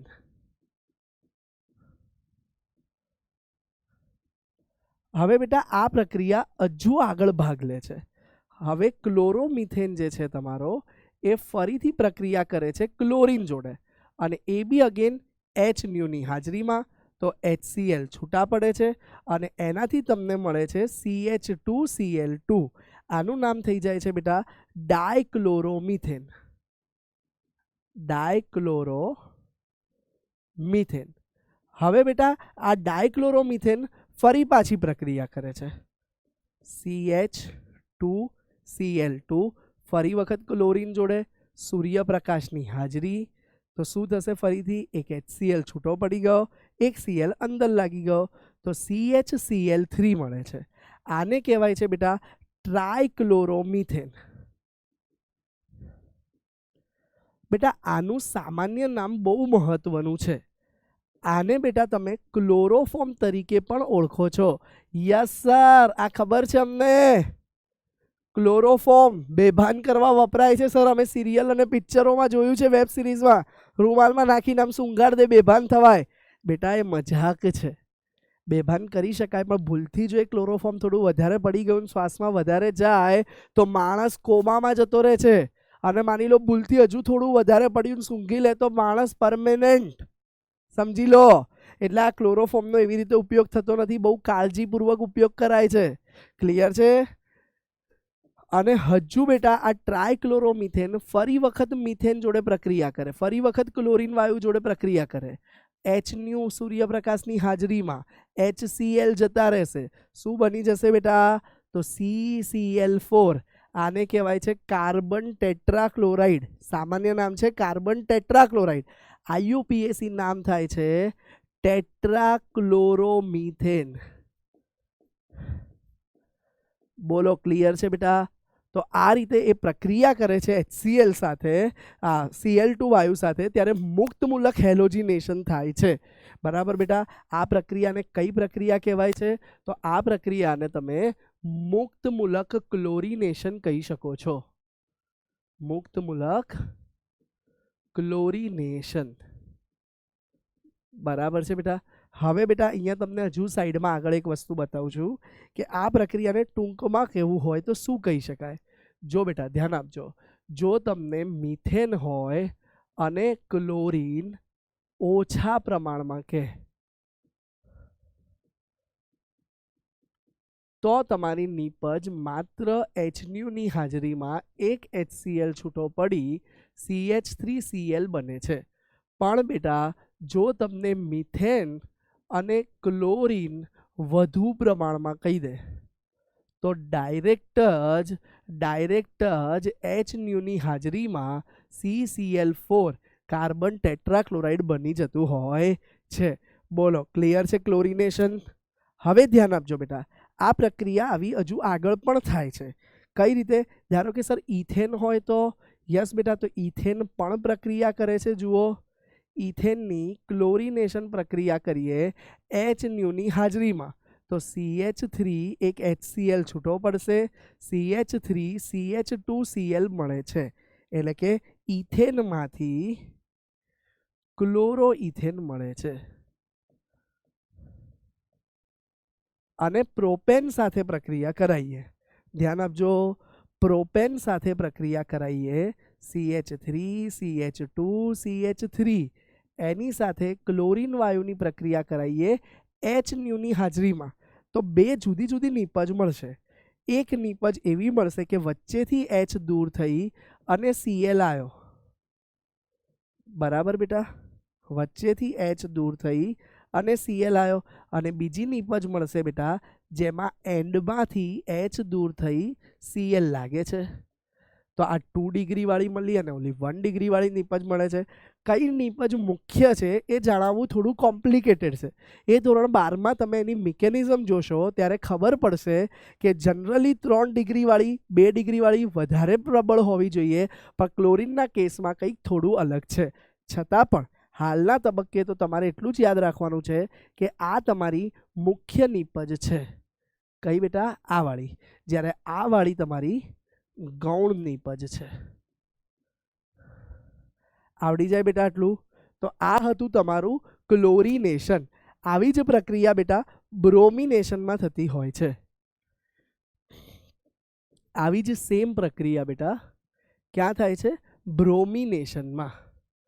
અને જ્યારે બેટા એ બ્રોમિનેશન કરવામાં આવે ત્યારે બેટા એને કહેવામાં આવી જાય છે મુક્તમૂલક બ્રોમિનેશન. શું કહેવામાં આવે છે બેટા? મુક્તમૂલક બ્રોમિનેશન. યસ સર, સેમ જ પ્રક્રિયા થાય છે. યસ બેટા, એકદમ સેમ પ્રક્રિયા. ધ્યાન આપી દો કઈ રીતે પ્રક્રિયા થાય છે. ધારો કે ઓલરેડી હું 3 વાળાથી જ પ્રક્રિયા સ્ટાર્ટ કરું, એટલે કે આ મારો પ્રોપેન જ છે, એની પ્રક્રિયા હું Br2 જોડે લઉં છું. અને અગેન હવે મારે સનલાઇટ બી આપવી પડશે, Hν, અને પછી ગરમી પણ આપવી પડશે. યાદ કરો બેટા, આપણે રિએક્ટિવિટીમાં સમજાયું હતું, બ્રોમિન હશે તો સૂર્યપ્રકાશ વત્તા ગરમી પણ આપવી પડશે. ક્લિયર છે બેટા? તો સૂર્યપ્રકાશ અને ગરમી આપીશું ત્યારે શું થાય છે ધ્યાન આપજો. ત્યારે બેટા અહીંયાથી એક Br નીકળી, અહીંયા Br જોઈન્ટ થશે, એક નીપજ આવી પણ મળશે, અને બેટા એક નીપજ આવી મળે છે. પણ યાદ રાખજો બેટા, હેલોજિનેશનમાં ક્રાઇટેરિયા હું તમને અહીંયા કહી દઉં ખાસ, કે કયા કાર્બન જોડે વધારે જોડાય છે. જે રીતે આપણે અહીંયા હેલોજનની સ્થાયીતા બતાવી દીધી, એમ કાર્બન પ્રત્યેની સ્થાયીતા પણ બતાવી દઈએ. તો કાર્બન માટે હેલોજિનેશન વખતે 3 ડિગ્રી સૌથી વધારે મળે છે, 2 ડિગ્રી ઓછું અને 1 ડિગ્રી સૌથી ઓછું મળે છે. ખાલી ક્લોરીન માટે થોડું અપવાદ છે, પણ એ અત્યારે નહીં, તમે 12મા ધોરણમાં ભણશો. અત્યારે તો તમારે આ જ યાદ રાખવાનું છે કે સૌથી વધારે 3 ડિગ્રી વાળી હોય, એ ના હોય તો 2 ડિગ્રી વાળી મુખ્ય હોય, 2 ડિગ્રી વાળી ના હોય તો 1 ડિગ્રી વાળી. આ શેના માટે છે બેટા? મુખ્ય નીપજ. બરાબર છે બેટા? તો હવે જોઈ લો બેટા, હવે આપણે આગળની પ્રક્રિયામાં જોઈએ તો 2 નીપજ મળી બેટા. આ નીપજનું નામ શું થશે? આ પહેલી નીપજનું 2 બ્રોમો પ્રોપેન. અને બેટા આ નીપજનું નામ શું થયું બેટા? તો 1 બ્રોમો પ્રોપેન. તો એ બેમાં મુખ્ય કોણ હોય છે? તો બેટા બંનેમાં તમારી મુખ્ય નીપજ આ થઈ જશે. શું થઈ જશે બેટા? આ તમારી મુખ્ય નીપજ થઈ જશે. આવડી જાય બેટા આટલી વસ્તુ? છેલ્લો મહત્વનો પોઈન્ટ, જ્યારે આપણે બેટા હવે બ્રોમિનેશનની જેવું જ આયોડીન સાથે પ્રક્રિયા કરવામાં આવે, બરાબર છે, એને મુક્તમૂલક આયોડિનેશન પણ કહેવાય છે.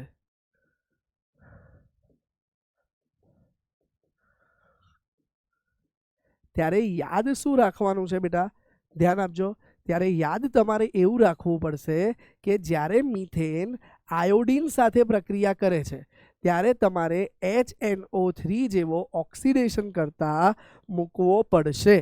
અને ત્યારે પ્રક્રિયા થઈ બેટા આપણને CH3I અને HI મળે છે. ક્લિયર છે બેટા આટલી પ્રક્રિયા? તો ચલો તમને એક ક્વેશ્ચન હું આનો એક્સ્ટ્રા પ્રેક્ટિસ કરાવું છું અને એક ક્વેશ્ચન હોમવર્કમાં આપીશ. ધ્યાન આપજો. ક્વેશ્ચન: નીચેની પ્રક્રિયાને અંતે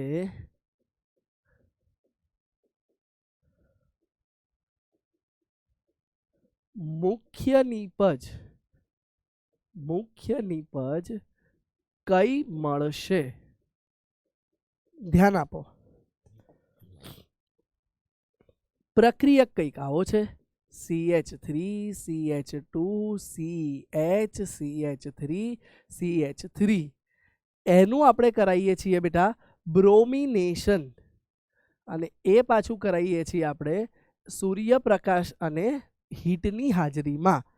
તો હવે બેટા ધ્યાન આપજો, આ બધા કાર્બન, આ કાર્બન ધ્યાનથી જુઓ 1 ડિગ્રી છે, આ કાર્બન બી 1 ડિગ્રી છે. જે કાર્બન અન્ય એક જ કાર્બનને અડેલો હોય બેટા એને 1 ડિગ્રી કહેવાય છે. તો આ 3 કાર્બન તમે જોઈ શકો છો તેમ 1 ડિગ્રી છે. પણ બેટા આ બાજુવાળો કાર્બન 2 ડિગ્રી છે, અને આ વચ્ચેવાળો કાર્બન કેટલા ડિગ્રી છે બેટા? 3 ડિગ્રી. દેખાય છે બેટા તમને? તો હવે અહીંયા તમારે વિચારવાનું છે, તમને નિપજની સિક્વન્સ શું લખાઈ હતી, ક્યાંથી હાઇડ્રોજન જશે? તો યાદ રાખો 3 ડિગ્રી વાળા કાર્બન પાસેથી હાઇડ્રોજન જશે. તો આની મુખ્ય નિપજ શું મળશે બેટા? તો મુખ્ય નિપજ મળશે 3 ડિગ્રી વાળા કાર્બન પાસેથી હાઇડ્રોજન જશે, અને ત્યાં તમારું એક હેલોજન જોઈન્ટ થઈ જશે. ત્યાં તમારું એક બીઆર જોઈન્ટ થઈ ગયું અને HBr નીકળી ગયું બેટા. અને આ મુખ્ય નિપજ મળે છે, એનું IUPAC નામ લખી દો બેટા. તો શું આવશે બેટા? 2 બ્રોમો. ધ્યાન આપજો, 1 2 3 4, બરાબર. આ નંબર છે ને આ ડિગ્રી છે, કન્ફ્યુઝ ના થતા. એક કામ કરો, નંબર ભૂસી કાઢું છું. 2 બ્રોમો, 2 મિથાઇલ અને 4 કાર્બન, એટલે શું લખાશે બેટા એને? બ્યુટેન. બોલો, ક્લિયર છે આટલો કન્સેપ્ટ બેટા? બીજી મહત્વની વસ્તુ, આવો જ એક ક્વેશ્ચન હોમવર્કમાં આપું છું. આ પહેલો મેં ગણાવી દીધો. હવે એક બીજો ક્વેશ્ચન તમને હોમવર્કમાં આપું છું, જેમાં હું તમને બોન્ડ લાઇન સ્ટ્રક્ચર આપું છું. એક બોન્ડ લાઇન સ્ટ્રક્ચર ખબર છે ને? હા, 1 2 3 4 5, અને અહીંયા વચ્ચે આમ અને આમ. ચલો, આની Br2 જોડે પ્રક્રિયા કરતા HNU ની હાજરીમાં હીટ આપતા મુખ્ય નિપજ કઈ બનશે એ શોધજો. અને ત્રીજી એક પ્રક્રિયા એ પણ હોમવર્કમાં આપું છું.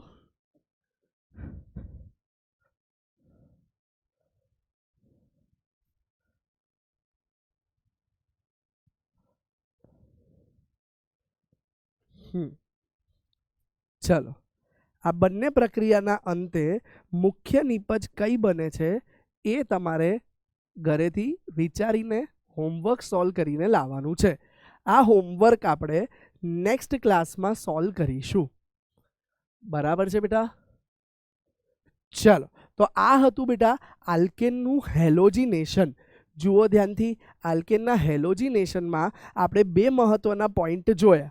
એક તો સૌથી ફાસ્ટ હેલોજનની સક્રિયતા કોણ આપશે? તો હેલોજનની સક્રિયતામાં આપણે જોઈ લીધું કે સૌથી ઝડપથી હેલોજિનેશન પ્રક્રિયા કોણ આપે છે બેટા?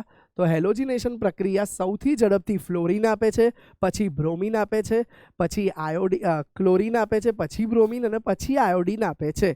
ક્લોરિન અતિ ઝડપી પ્રક્રિયા કરશે, અનકન્ટ્રોલેબલ છે. ક્લોરિન ધીમી સૂર્યપ્રકાશની હાજરીમાં પ્રક્રિયા કરશે. બ્રોમિન સૂર્યપ્રકાશ વત્તા ગરમીની હાજરીમાં પ્રક્રિયા કરશે. અને આયોડિન ખૂબ ધીમી પ્રક્રિયા કરે છે, તેના માટે પ્રબળ ઓક્સિડેશન કરતા લગાવવો જોઈએ, જે HiO3 અથવા HNO3 નો ઉપયોગ થાય છે. એ સિવાય બેટા આપણે જોયું કે કયો કાર્બન મુખ્ય નિપજ આપે છે સ્થાયી? તો 3 ડિગ્રી કાર્બન સ્થાયી નિપજ આપે છે, 2 ડિગ્રી કાર્બન ઓછી સ્થાયી નિપજ આપે છે, અને 1 ડિગ્રી કાર્બન સૌથી ઓછી સ્થાયી નિપજ આપે છે. નજર નાખી લો. ચલો, ક્લિયર છે બાળકો? આપણે આ હેલોજિનેશન જોયું, પણ હવે થોડુંક એની હજુ ગહેરાઈમાં જઈએ છીએ. તો હવે આપણે બેટા જોવા જઈ રહ્યા છીએ અહીંયા હેલોજિનેશનની ક્રિયાવિધિ. શું જોવા જઈ રહ્યા છીએ બેટા? કે એમાં પ્રક્રિયા કઈ રીતે થાય છે, ક્રિયાવિધિ. તો બેટા હેલોજિનેશનની ક્રિયાવિધિ મુખ્યત્વે 3 તબક્કામાં થાય છે. પહેલું છે પ્રારંભન,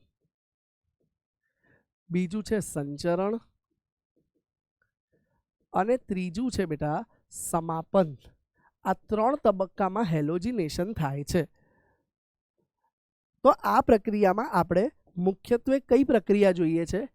મિથેનની ક્લોરિનેશન પ્રક્રિયા, જે HNU ની હાજરીમાં થતી હતી. તો આઈધર ચાન્સ છે કે એક નિપજ આ મળે, અને જો આ વધારે પ્રમાણમાં હોય તો આપણને નિપજ આ પણ મળે છે. તો આ કઈ રીતે નીપજ મળે છે? અને શોકિંગ વસ્તુ એ છે કે આ પ્રક્રિયામાં આ નીપજ સિવાય એક ઇથેન નીપજ પણ મળે છે. તો આજે આપણે હવે આ ક્રિયાવિધિ જોવા જઈ રહ્યા છીએ કે વાસ્તવમાં આ પ્રક્રિયાઓ કઈ રીતે થાય છે. બરાબર છે બેટા? આ ઇમ્પોર્ટન્ટ ટોપિક છે આની મુક્તમૂલક હેલોજિનેશનની ક્રિયાવિધિ. તો બેટા એને 3 તબક્કામાં વહેંચી લઈએ છીએ. તો પહેલા તબક્કાને કહેવાય છે પ્રારંભન, બીજા તબક્કાને સંચરણ અને ત્રીજા તબક્કાને સમાપન નામ આપવામાં આવ્યું છે.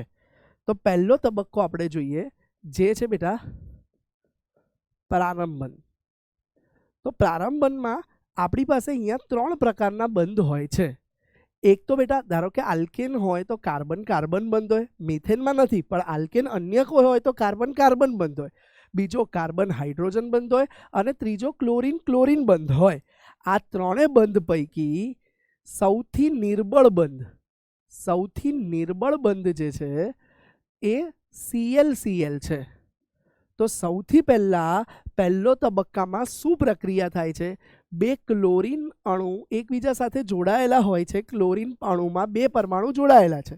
હવે એ બેટા સૌથી પહેલા HNUની હાજરીમાં પ્રક્રિયા કરી આપણને ક્લોરીન મુક્ત મૂલક આપે છે. તો ધ્યાન આપજો, આ પ્રક્રિયાના અંતે મળ્યું શું બેટા? આપણને આ શું મળે છે? આને કહી શકાય ક્લોરીન મુક્ત મૂલક. હવે બેટા આ ક્લોરીન મુક્ત મૂલક છે જે એ સેકન્ડ તબક્કામાં આગળ વધે છે અને સેકન્ડ તબક્કો છે આપણો, એ સેકન્ડ તબક્કાને આપણે કહી દઈએ છીએ સંચરણ. તો હવે બેટા સેકન્ડ તબક્કા સંચરણમાં મુખ્યત્વે 2 ગતિવિધિ થાય છે. શું છે? ધ્યાન આપો. સૌથી પહેલા બેટા આ ક્લોરીન મોલેક્યુલ જે છે એ આગળ મિથેન પાસે જાય છે અને મિથેન સાથે પ્રક્રિયા કરી બેટા એ એક H ને પોતાની બાજુ લઈ લે છે અને HCl બનાવી દે છે. જુઓ શું કર્યો બેટા? ક્લોરીન મુક્ત મૂલકે મિથેન સાથે પ્રક્રિયા કરી એમાંથી મિથાઇલ મુક્ત મૂલક બનાવ્યો અને HCl ને છૂટો પાડ્યો. હવે બેટા આ મિથાઇલ મુક્ત મૂલક જે છે એ ફરી પાછો ક્લોરીન અણુ જોડે જાય છે અને એમાંથી બેટા એક ક્લોરોમિથેન બનાવે છે અને ફરીથી એક ક્લોરીન મુક્ત મૂલક મુક્ત કરે છે. ક્લિયર છે બેટા? હવે માની લો બેટા ધારો કે નીચેના 2 એક્સ્ટ્રા તબક્કા બતાવું છું કે ધારો કે Cl2 વધુ પ્રમાણમાં હોય તો શું થાય છે બેટા?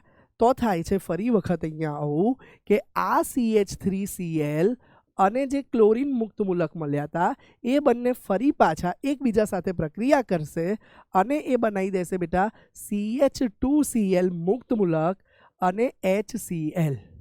હવે બેટા આ CH2Cl મુક્ત મૂલક છે એ ફરી પાછો ક્લોરીન જોડે જાય છે અને એ બનાવી દેશે બેટા CH2Cl2 અને બેટા એક અગેન જોઈ લો ક્લોરીન મુક્ત મૂલક પાછો છૂટો પડી ગયો. તો બેટા કન્ક્લુઝન એ છે આ તબક્કા તો વધારે હોય તો ડાયક્લોરોમિથેન બન્યો, આવું જ ફરી આગળ થશે ટ્રાયક્લોરોમિથેન બનશે, આ જ ફરી આગળ જશે ટેટ્રાક્લોરોમિથેન બનશે. કન્સેપ્ટ એ છે બેટા આ ચેન મિકેનિઝમ છે, સતત ચાલે રાખે છે સૂર્યપ્રકાશની હાજરીમાં. ક્લિયર છે બેટા? હવે બેટા ફાઇનલી સમાપન તબક્કો આવે છે. કયો તબક્કો આવે છે બેટા? સમાપન. અને બેટા સમાપન તબક્કામાં આપણી પાસે મુખ્યત્વે શું વધ્યું હોય છે બેટા? 2 મુક્ત મૂલક છે, એક તો મિથાઇલ મુક્ત મૂલક અને બીજું ક્લોરીન મુક્ત મૂલક. હવે એ બંને ફરી પાછા જોડાય છે. કઈ રીતે જોડાય છે? તો એની પહેલી શક્યતા એવી છે કે મિથાઇલ મુક્ત મૂલક ક્લોરીન મુક્ત મૂલક સાથે જોડાય તો એ શું નીપજ આપે છે બેટા? CH3Cl નીપજ મળે છે જે આપણી મુખ્ય નીપજ છે ક્લોરોમિથેન. બરાબર છે બેટા? પણ બેટા આને કંટ્રોલ કરી શકાતું નથી. ક્લોરીન મુક્ત મૂલક ફરી બીજા ક્લોરીન મુક્ત મૂલક સાથે પણ જોઈન થઈ શકે છે અને જેનાથી ક્લોરીન વાયુ બની જાય છે અને સાથે સાથે મિથાઇલ મુક્ત મૂલક પણ અન્ય મિથાઇલ મુક્ત મૂલક સાથે ફરીથી જોડાઈ અને આડ પેદાશ તરીકે ઘણી બધી વખત આ પ્રક્રિયામાં ઇથેન આપે છે. કઈ આડ પેદાશ આપે છે બેટા? ઇથેન. તો આ ટોપિકનો મોસ્ટ ઇમ્પોર્ટન્ટ પ્રશ્ન કે ભાઈ મિથેનના હેલોજિનેશનથી શા માટે આડ પેદાશ તરીકે ઇથેન મળે છે? તો બે મિથાઇલ મુક્ત મૂલકો એકબીજા સાથે પણ જોડાય છે અને એ જોડાઈને આપણને આડ પેદાશ તરીકે ઉપપેદાશ તરીકે ઇથેન આપે છે.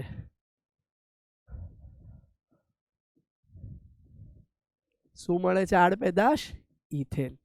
બોલો, ક્લિયર છે બેટા? તો આ છે તમારી મુક્ત મૂલક હેલોજિનેશનની ક્લોરિનેશનની ક્રિયાવિધિ. ચલો બાળકે, તો અહીંયા આપણે બાળકો પહેલી હેલોજિનેશન પ્રક્રિયા પૂર્ણ થઈ. હવે કાર્બનની આલ્કેનની બીજી પ્રક્રિયા જોઈએ તો જે છે ઓક્સિડેશન પ્રક્રિયા. અને ઓક્સિડેશન પ્રક્રિયા કુલ 3 ટાઈપથી થાય છે બેટા. એમાં સૌથી પહેલા જોઈએ સંપૂર્ણ દહન. બેટા સંપૂર્ણ દહનનો મતલબ શું થશે બેટા? પૂરતા પ્રમાણમાં હવા. પૂરતા પ્રમાણમાં હવા. બેટા દહન માટે તમને ખબર છે હવા એટલે જે સૌથી મહત્વનો વાયુ દહન માટે જોઈએ છે, જે દહન પોષક છે, એટલે કે પૂરતા પ્રમાણમાં O2 વાયુ, ઓક્સિજન વાયુ જોઈએ તો દહન પ્રક્રિયા થાય. બેટા આ દહન પ્રક્રિયા તમે ખૂબ નાના ધોરણથી ઓલરેડી ભણી ગયા છો. ખૂબ નાના ધોરણથી 9મા ધોરણમાં કદાચ તમે જોયું હશે કે મિથેન વાયુનું હવાની હાજરીમાં જો દહન કરવામાં આવે તો આ દહનથી આપણને કાર્બન ડાયોક્સાઇડ વત્તા પાણી વત્તા 4 નીપજ મળે છે, જેમાંથી 2 નીપજ દ્રવ્ય સ્વરૂપે હોય છે અને બીજી 2 નીપજ જોઈ અને ફીલ કરી શકાય છે, જે છે પ્રકાશ વત્તા ઉષ્મા.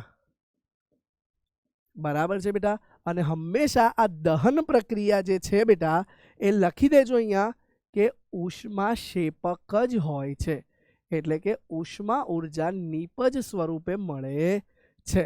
ક્લિયર છે? ચલો સમીકરણને સંતુલિત કરીએ. 1 કાર્બન 1 કાર્બન, 4 હાઇડ્રોજન 2 જ છે તો 2 વડે ગુણી કાઢ્યું.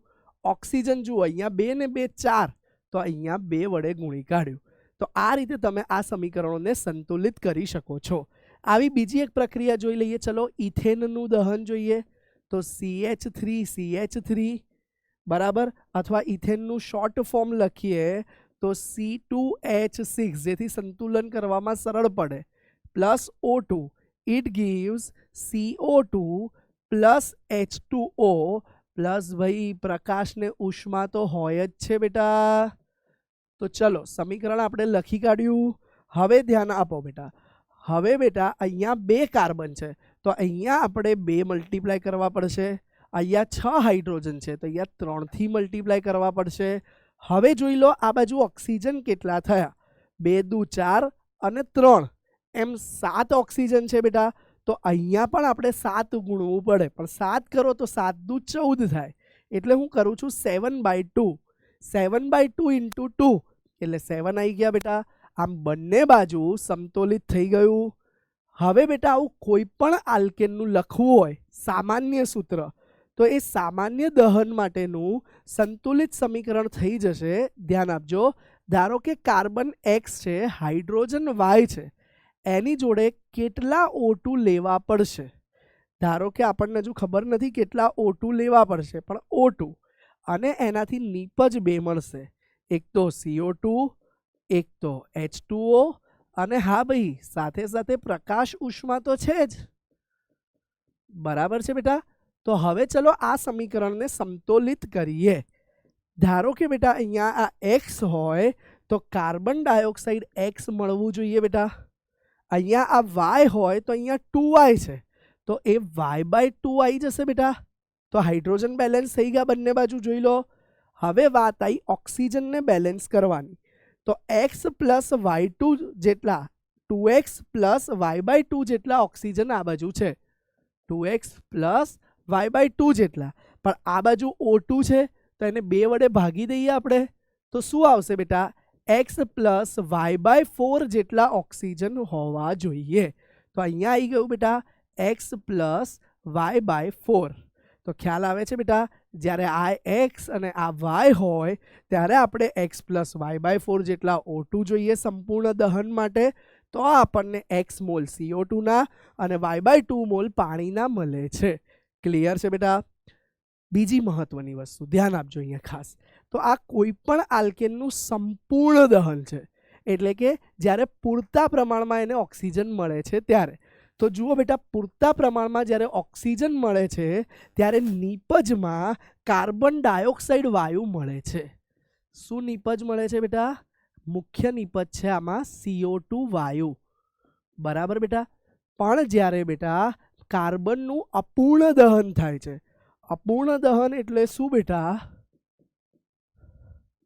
O2 ઓછા પ્રમાણમાં મળે છે ત્યારે બેટા આડ પેદાશ કઈ જુદી મળે છે. ધ્યાન આપજો. તો બેટા જ્યારે હવે આપણે મિથેનનું જ દહન જોઈએ, આગળ જોઈ લો, 1 મોલ મિથેનના સંપૂર્ણ દહન કરવા 2 મોલ O2 મળતું હતું, પણ માની લો હવે કે 3/2 મોલ ઓછું થયું બેટા, 1.5 મોલ થઈ ગયો. આગળ 2 મોલ હતા, હવે ઓછો O2 મળ્યો, તો ત્યારે એનું દહન થાય ત્યારે શું મળે છે? જુઓ બેટા, ત્યારે કાર્બન ડાયોક્સાઇડ મળે છે એક તો, અને બેટા 2 મોલ પાણી છૂટું પડે છે. ક્લિયર છે બેટા? તો અપૂર્ણ દહનથી શું નીપજ મળી બેટા? ધ્યાન આપજો, કાર્બન મોનોક્સાઇડ. ક્લિયર છે બેટા? હજુ માની લો બેટા આ જ મિથેનના દહનમાં હજુ ઓછું ઓક્સિજન મળે, 1 મોલ જ ઓક્સિજન મળ્યો, તો શું નીપજ મળશે બેટા? એકલો કાર્બન મળ્યો, અને બેટા H2O ના 2 મોલ મળ્યા. આ કાર્બન જે છે ને બેટા એને કાર્બન બ્લેક કહેવાય છે. શું કહેવાય છે બેટા? Carbon black. આપણે નાના હોઈએ ને ત્યારે મમ્મી મીણબત્તીની વાટ નહીં, ઉપર વાડકી રાખી કાળો કાળો પદાર્થ ભેગો કરે છે અને પછી એ આંખમાં લગાવે છે, દીવાની મીણબત્તી નહીં, અને એ પદાર્થ કાર્બન બ્લેક હોય છે, જેને મેશ તરીકે આપણે ઓળખીએ છીએ. ક્લિયર છે બેટા? તો આ જોયું આપણે અપૂર્ણ દહન. હવે છે બેટા KMNO વડે ઓક્સિડેશન. ધ્યાન આપજો બેટા, જ્યારે તમે KMNO4 વડે ઓક્સિડેશન કરો છો ત્યારે એ માત્ર 3 ડિગ્રી આલ્કેનનું જ થાય છે. અને શું થાય છે બેટા?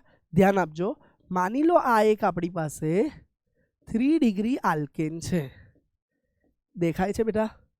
આ વચ્ચેવાળો આલ્કેન એક 3 ડિગ્રી આલ્કેન છે. તો 3 ડિગ્રી આલ્કેનનું KMNO4 જેવા પ્રબળ ઓક્સિડેશન કરતા વડે ઓક્સિડેશન થતા એ 3 ડિગ્રી આલ્કોહોલ આપે છે. H દૂર થઈ એની જગ્યાએ બેટા OH જોડાઈ ગયો, તો આને બેટા 3 ડિગ્રી આલ્કોહોલ કહેવાય છે. બરાબર છે? શું છે આ બેટા? તો તૃતીયક આલ્કોહોલ. એનું IUPAC નામ હું લખું છું, ધ્યાન આપજો. એનું IUPAC નામ થશે 2-મિથાઇલ પ્રોપેન-2-ઓલ. બોલો, ક્લિયર છે બેટા? તો અહીંયા આપણે આલ્કેન સંયોજનોનું ઓક્સિડેશન ડિટેલમાં જોયું, જેમાં સૌથી પહેલાં આપણે સંપૂર્ણ દહન, સંપૂર્ણ ઓક્સિડેશન જોયું, અને ત્યારબાદ બેટા આપણે જોયું અપૂર્ણ દહન, અને બેટા છેક છેલ્લું જોઈ લીધું KMNO4 જેવા ઓક્સિડેશન કરતા વડે ઓક્સિડેશન પ્રક્રિયા. એકવાર નજર નાખી લો. ચાલો બાળકો, હવે આપણે નેક્સ્ટ રાસાયણિક પ્રક્રિયા જોઈએ, જે છે સમઘટકીકરણ. સમઘટકીકરણમાં બેટા આપણે યાદ રાખીશું, જ્યારે આપણે આલ્કેનની પ્રક્રિયા નિર્જળ એટલે કે પાણી વગરના AlCl3 અને HCl સાથે કરીએ ત્યારે આલ્કેન શૃંખલા લાંબી હોય તો એમાં શાખા પડી જાય છે. ધારો કે પહેલું ઉદાહરણ જોઈએ, એનું પહેલું સમીકરણ જોઈએ. ધારો કે આપણે બ્યુટેન હતું અહીંયા આપણી પાસે, અને બેટા આ બ્યુટેનની પ્રક્રિયા આપણે નિર્જળ AlCl3 અને HCl સાથે કરીએ છીએ, તો આપણને અહીંયા શાખા પડી જશે એક, અને બેટા આ મળી જશે આપણને એક શાખાવાળો આલ્કેન. આ હતો બેટા બ્યુટેન અને આપણને મળી ગયો શું બેટા 2 મિથાઇલ પ્રોપેન. તો આ રીતે બેટા જુઓ સમઘટક બને છે, એટલા માટે શૃંખલા સમઘટક બનતો હોવાથી આ પ્રક્રિયાને સમઘટકીકરણ કહે છે. ચલો એનું બીજું એક ઉદાહરણ પણ જોઈ લઈએ. હજુ ધારો કે આપણે હવે પેન્ટેન લઈએ છીએ, તો પેન્ટેનના કેસમાં આપણને 2 શાખા મળશે. કોની સાથે પ્રક્રિયા કરાવીએ છીએ? અગેન નિર્જળ AlCl3 સાથે જ અને HCl સાથે. તો એક નિપજ કંઈક આવી મળશે કે એક મિથાઇલ સમૂહ અહીંયા આવી ગયો, બરાબર બેટા, અને હા બીજા અહીંયા પર જોડાય તો પણ એનો એ જ થશે. તો આ રીતે બેટા શાખા મળે છે. તો આનું નામ પણ આપણે કહી શકીએ કે પેન્ટેનમાંથી આપણને 2 મિથાઇલ પેન્ટેન મળે છે. ક્લિયર બેટા? તો આ પ્રક્રિયાને સમઘટકીકરણ કહેવાય છે, જેમાં ખાસ ઉદ્દીપક તરીકે નિર્જળ AlCl3 અને HCl નો આપણે ઉપયોગ કરતા હોઈએ છીએ. હવે બેટા આપણે આગળ વધીએ. નેક્સ્ટ પ્રક્રિયા છે ઉષ્મીય વિભાજન. બેટા ઉષ્મીય વિભાજન એટલે શું? જ્યારે આપણે બેટા ખૂબ જ ઊંચા તાપમાને લગભગ બેટા 778 ડિગ્રી સેલ્સિયસ જેટલા ઊંચા તાપમાને પ્રક્રિયા કરવામાં આવે આલ્કેનની, તો એમાંથી હાઇડ્રોજન વાયુ મુખ્યત્વે છૂટો પડે છે અને આપણને જુદી જુદી નીપજ આપે છે. ધારો કે બેટા આપણે પ્રોપેનની પ્રક્રિયા જોઈએ. કોની પ્રક્રિયા જોઈએ છે? CH3 CH2 CH3 પ્રોપેનની, અને તાપમાન ખૂબ જ ઊંચું લીધું, બરાબર, અપ્રોક્સિમેટલી 778 કેલ્વિન જેટલું. તો આ પ્રોપેનમાંથી બેટા આપણને પ્રોપીન મળે છે, બરાબર. સાથે સાથે ઘણીવાર ઇથેન પણ મળશે, મિથેન પણ મળશે અને હાઇડ્રોજન વાયુ પણ છૂટો પડે છે. ક્લિયર છે બેટા? આ જ રીતે જો આ પ્રક્રિયા આપણે બ્યુટેનની જોઈએ, તો બેટા આપણે હીટ આને આપી દઈએ, ખૂબ ઊંચું તાપમાન, બરાબર બેટા. તો ત્યારે આપણને નીપજમાં but 1 ene, but 2 ene, ethene propene, ethene પણ મળશે. સાથે સાથે બેટા ઇથેન અને મિથેન, ઇથેન મિથેન અને હાઇડ્રોજન વાયુ તો મળે જ છે. તો તમે જોઈ શકો છો કે કેટલી બધી નીપજ મળે છે. મૂળ કહેવાનું તાત્પર્ય એ છે કે ઉષ્મીય વિઘટનમાં જ્યારે ખૂબ જ ઊંચું તાપમાન આપવામાં આવે ત્યારે મોટો આલ્કેન જે છે એ એમાંથી હાઇડ્રોજન વાયુ દૂર કરી આલ્કીન જુદા જુદા આપે છે, સાથે સાથે નાના નાના આલ્કેન પણ આપે છે. તો આ પ્રક્રિયાને બેટા કહી શકાય છે આપણે ઉષ્મીય વિઘટન. ચલો યાદ કરો, આપણે આલ્કેનની કઈ કઈ પ્રક્રિયા અત્યારે જોઈ. આલ્કેનની કુલ આપણે 4 પ્રક્રિયા જોઈ. આપણે પહેલું જોયું બેટા હેલોજિનેશન, પછી જોયું ઓક્સિડેશન. ઓક્સિડેશનમાં પણ 3 ટાઈપ જોયા: સંપૂર્ણ દહન, અપૂર્ણ દહન અને KMnO4 વડે ઓક્સિડેશન. એ પછી આપણે જોયું બેટા સમઘટકીકરણ, અને ત્યારબાદ હવે જોયું આપણે ઉષ્મીય વિભાજન. હવે આપણે બેટા જોવા જઈ રહ્યા છીએ એરોમેટીકરણ પ્રક્રિયા, જેને ચક્રીયકરણ પણ કહેવાય છે. તો આ પ્રક્રિયા 6 થી વધારે, આ પ્રક્રિયા 6 કે 6 થી વધારે રેખીય શાખા, રેખીય શૃંખલા વાળો આલ્કેન આપે છે, જેમાં આલ્કેનનું રૂપાંતર, આલ્કેન જો બેટા રેખીય કીધું છે એટલે બેટા નોર્મલ આલ્કેન જ હશે. તો જેમાં નોર્મલ આલ્કેનનું રૂપાંતર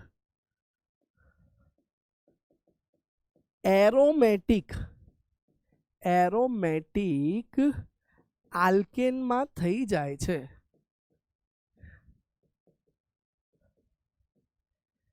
ચલો આપણે સમજીએ કે કઈ રીતે નોર્મલ આલ્કેનનું રૂપાંતર ચક્રીય આલ્કેનમાં થઈ જાય છે. તો ધ્યાન આપો બેટા, અહીંયા આપણી પાસે નોર્મલ હેક્ઝેન છે. ચલો હેક્ઝેન દોરી કાઢીએ. CH3 CH2 CH2 CH2 CH2 CH3 hexane થઈ ગયો બેટા. એની પ્રક્રિયા ધ્યાન આપજો, ખૂબ ઊંચા તાપમાને, અગેન આમાં પણ તાપમાન ઊંચું અને દબાણ બી બેટા 9 થી 10 વાતાવરણ જેટલું ઊંચું લેવામાં આવે છે. બરાબર, તાપમાન બી 700 ઉપરનું છે અને દબાણ પણ બેટા ખૂબ ઊંચું લેવામાં આવે છે. ત્યારે પ્રક્રિયા કરીએ. 9 થી 10 નહીં, સોરી બેટા, 10 થી 20 કરી દેજો. હા, 10 થી 20 વાતાવરણ જેટલું અને 778 કે એનાથી વધારેનું તાપમાન છે. તો એટલું લેવામાં આવે બેટા અને ઉદ્દીપક તરીકે MO2O3 V2O5 જેવા ઉદ્દીપક રાખવામાં આવે. હા, અથવામાં છે. તો આ પ્રક્રિયા થઈ આપણને હાઇડ્રોજન વાયુ દૂર થતા બેન્ઝીન મળે છે. બેન્ઝીન એટલે કે શું કહી શકાય બેટા? C6H6. તો એરોમેટિક મળી ગયું બેટા. એરોમેટિક, હા આલ્કેન ના કહેવાય, સોરી, એરોમેટિક સંયોજન મળી ગયું બેટા. ક્લિયર છે બેટા? તો આ રીતે પ્રક્રિયા કરી આપણને એરોમેટિક સંયોજન મળે છે. માની લો બેટા બીજી એક પ્રક્રિયા જોઈએ જેમાં 7 કાર્બન છે. કેટલા કાર્બન છે બેટા? 7 કાર્બન છે. 1 2 3 4 5 6 ને 7. તો આને બેટા શું કહી દેવાશે? નોર્મલ હેપ્ટેન કહી દેવાશે. તો નોર્મલ હેપ્ટેનની પણ આ જ પ્રક્રિયા કરાવીએ છીએ આપણે MO2 મોલિબ્લેડમ ઓક્સાઇડ અથવા તો વેનેડિયમ પેન્ટોક્સાઇડની હાજરીમાં. તો આ વખતે પણ પ્રક્રિયા થઈને આપણને એરોમેટિક હાઇડ્રોકાર્બન ટોલ્યુઇન મળે છે. આને શું કહી દેવાય બેટા? ટોલ્યુઇન. બરાબર છે, જેમાં 6 કાર્બન રિંગમાં આવે છે ને 1 કાર્બન બહાર રહે છે.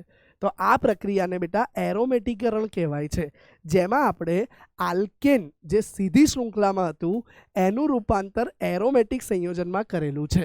ક્લિયર છે બેટા? એકવાર નજર નાખી લો. ચાલો બેટા, ક્લિયર છે? તો અહીંયા આપણું આ આલ્કેનની 5 રાસાયણિક પ્રક્રિયાઓ જોઈ લીધી. હવે બેટા હજુ 2 પ્રક્રિયા બાકી છે, વરાળ સાથેની પ્રક્રિયા અને નિયંત્રિત ઓક્સિડેશન પ્રક્રિયા. પણ એ શું છે એ આપણે આવતા લેક્ચરમાં જોઈશું. આજે આપણે બેટા આલ્કેન સંયોજનોની બનાવટ જોઈ, આલ્કેન સંયોજનના ભૌતિક ગુણધર્મો પણ જોયા, રાસાયણિક ગુણધર્મો પણ જોયા, સાથે સાથે આલ્કેન સંયોજનોમાં સંરૂપણ કઈ રીતે થાય છે એ બાકી રહ્યું છે. 2 રાસાયણિક ગુણધર્મ અને સંરૂપણ એ આવતા લેક્ચરમાં જોઈશું. હોમવર્કમાં આજે મેં વચ્ચે વચ્ચે તમને કેટલાક ખાસ અગત્યના પ્રશ્નો આપેલા છે, તો એ તમે હોમવર્કમાં કરતા આવજો. આપણે આવતા લેક્ચરમાં જોઈશું. ફરી મળીએ અભિયાનના આવા જોરદાર લેક્ચરમાં. ત્યાં સુધી આવજો. મળીએ ફરી.